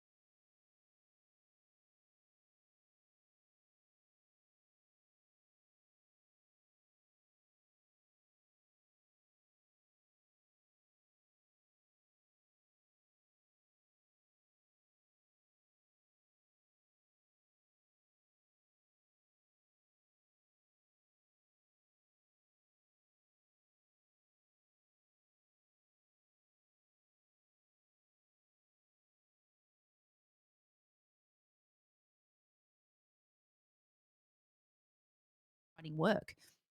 Yeah, I mean, obviously it feels really good, right? Like when you finally have a team who are all at like the championship level, all like players who can win, like it's very easy to just play the game, trust them to do what they need to do.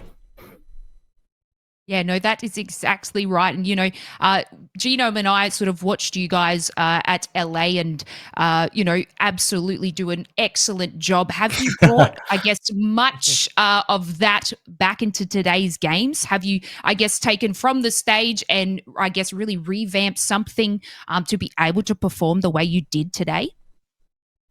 Yeah, absolutely. We worked on, I guess, the things that my coach, like Nihil, has been focusing on for the last few months, and we've just kind of tunneled down on that, and that's been really, really helpful for our consistency as a team.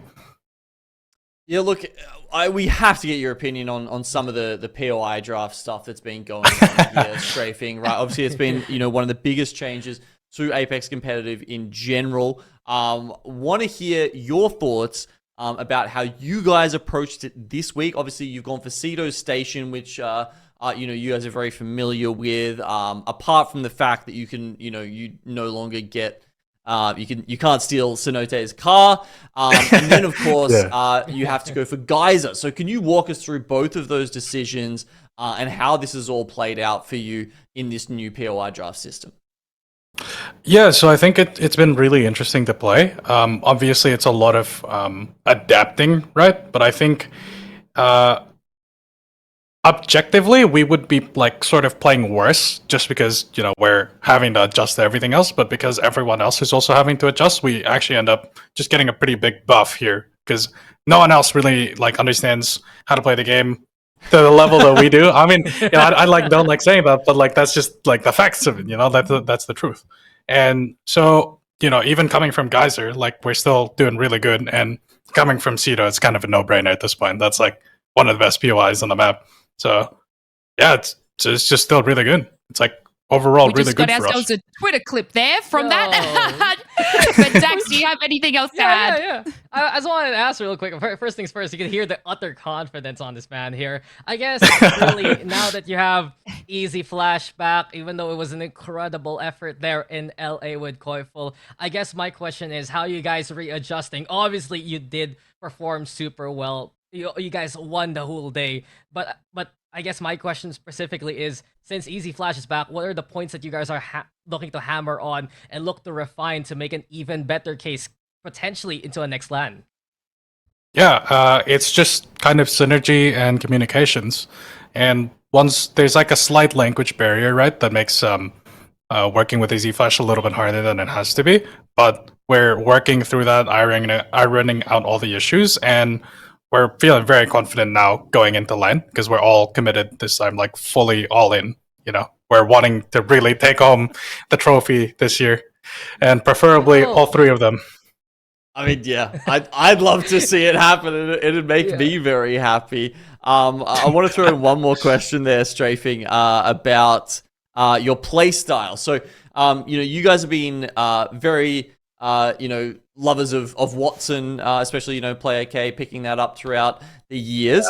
Yeah. But now with the different POIs, the space you find yourself in within APAC South, today you guys were fragging out, right? Like you were playing like, you were such an aggressive team, but obviously you've got this comp that is also somewhat geared towards being quite defensive. How do you kind of juggle those and have a day like today where you have like multiple like 10 plus kill games and just ball out with a defensive character? Yeah, I mean, we just focus mainly on our timings and kind of our fundamentals. And when you reach a high enough level in those, like the comp differences are very like minor. It's like obviously in caustic meta we couldn't really do that as much, but when everyone else is running Watson as well, they don't really have barrels, they don't have caustic ult. There's no like one hit ult and then it just kills all of us. And we also have like Watson gen, so it's quite the even playing field, I would say. Now it's like more just gun skill and just overall team fighting skill, and yeah, obviously we're gonna roll everyone else on that. And we know you're pretty good at that. Exactly. So thank you so much, Strafing Flame. It's been an absolute pleasure watching you today. I was going to say I was a little bit worried for you right at the first couple of games, but you got it together. But did you have any shout-outs you'd like to make? Shout out to my gym buddy, you know. He really wants that one. Is this guy called Andre. He's actually stopped going to the gym with me since like 4 or 5 months ago.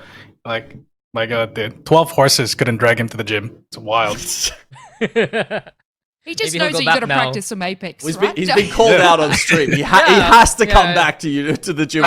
True. You can clip it and send it to him and say you were going back to the gym after I won today. Yeah. Thank you so much. It's been an absolute pleasure talking to you again, Strafing Flame. Anyway, go rest up. You've had a cracker of a day.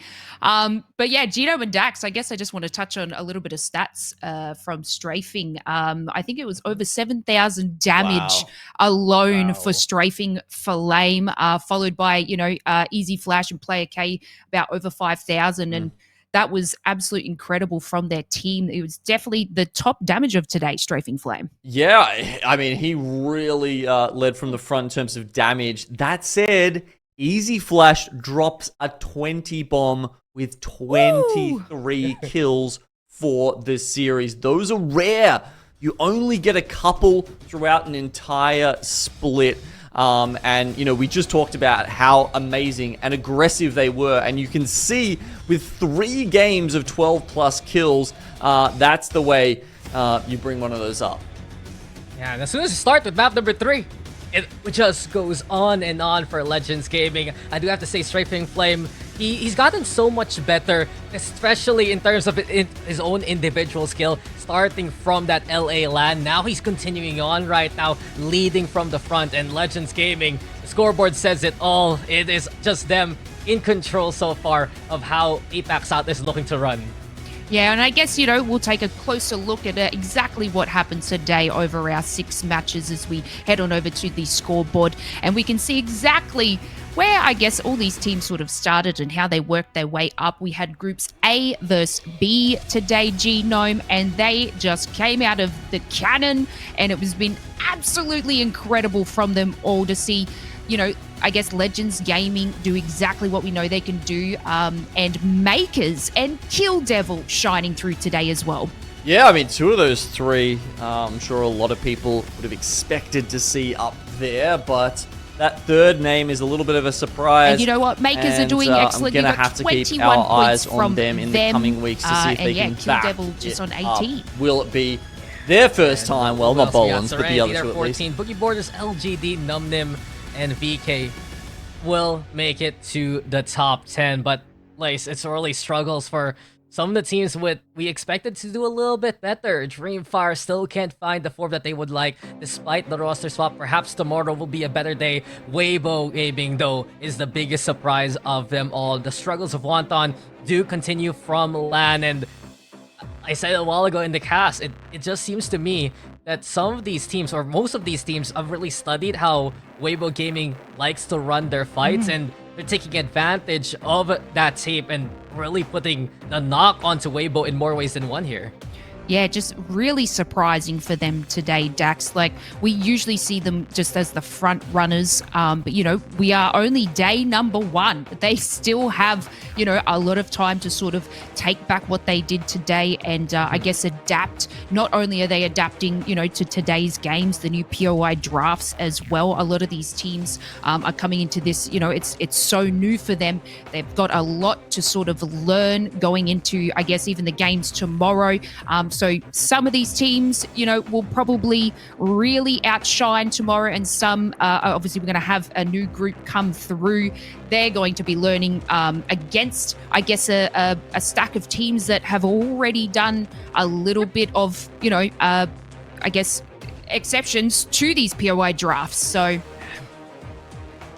Exactly. Tomorrow is a new day and new drafts. Every single session that we do here, guys, we're gonna get new drop spots for all of these teams, and excited to see what Group C will bring. You have X and Y there, you have Virtus Pro there. You know that those teams are gonna look to impress the lobbies too. So even though tomorrow's gonna be a longer day, it's gonna be even better with the amount of games and teams we're gonna have.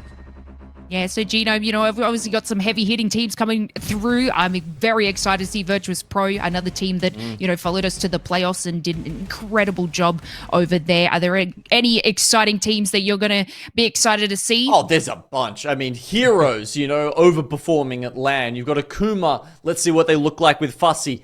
XNY almost made land last time. Honestly, have a good chance to do it here in Split 2. Lightning Unicorn just qualified for EWC in electric form. This is going to be a great set of teams to watch tomorrow, Lace.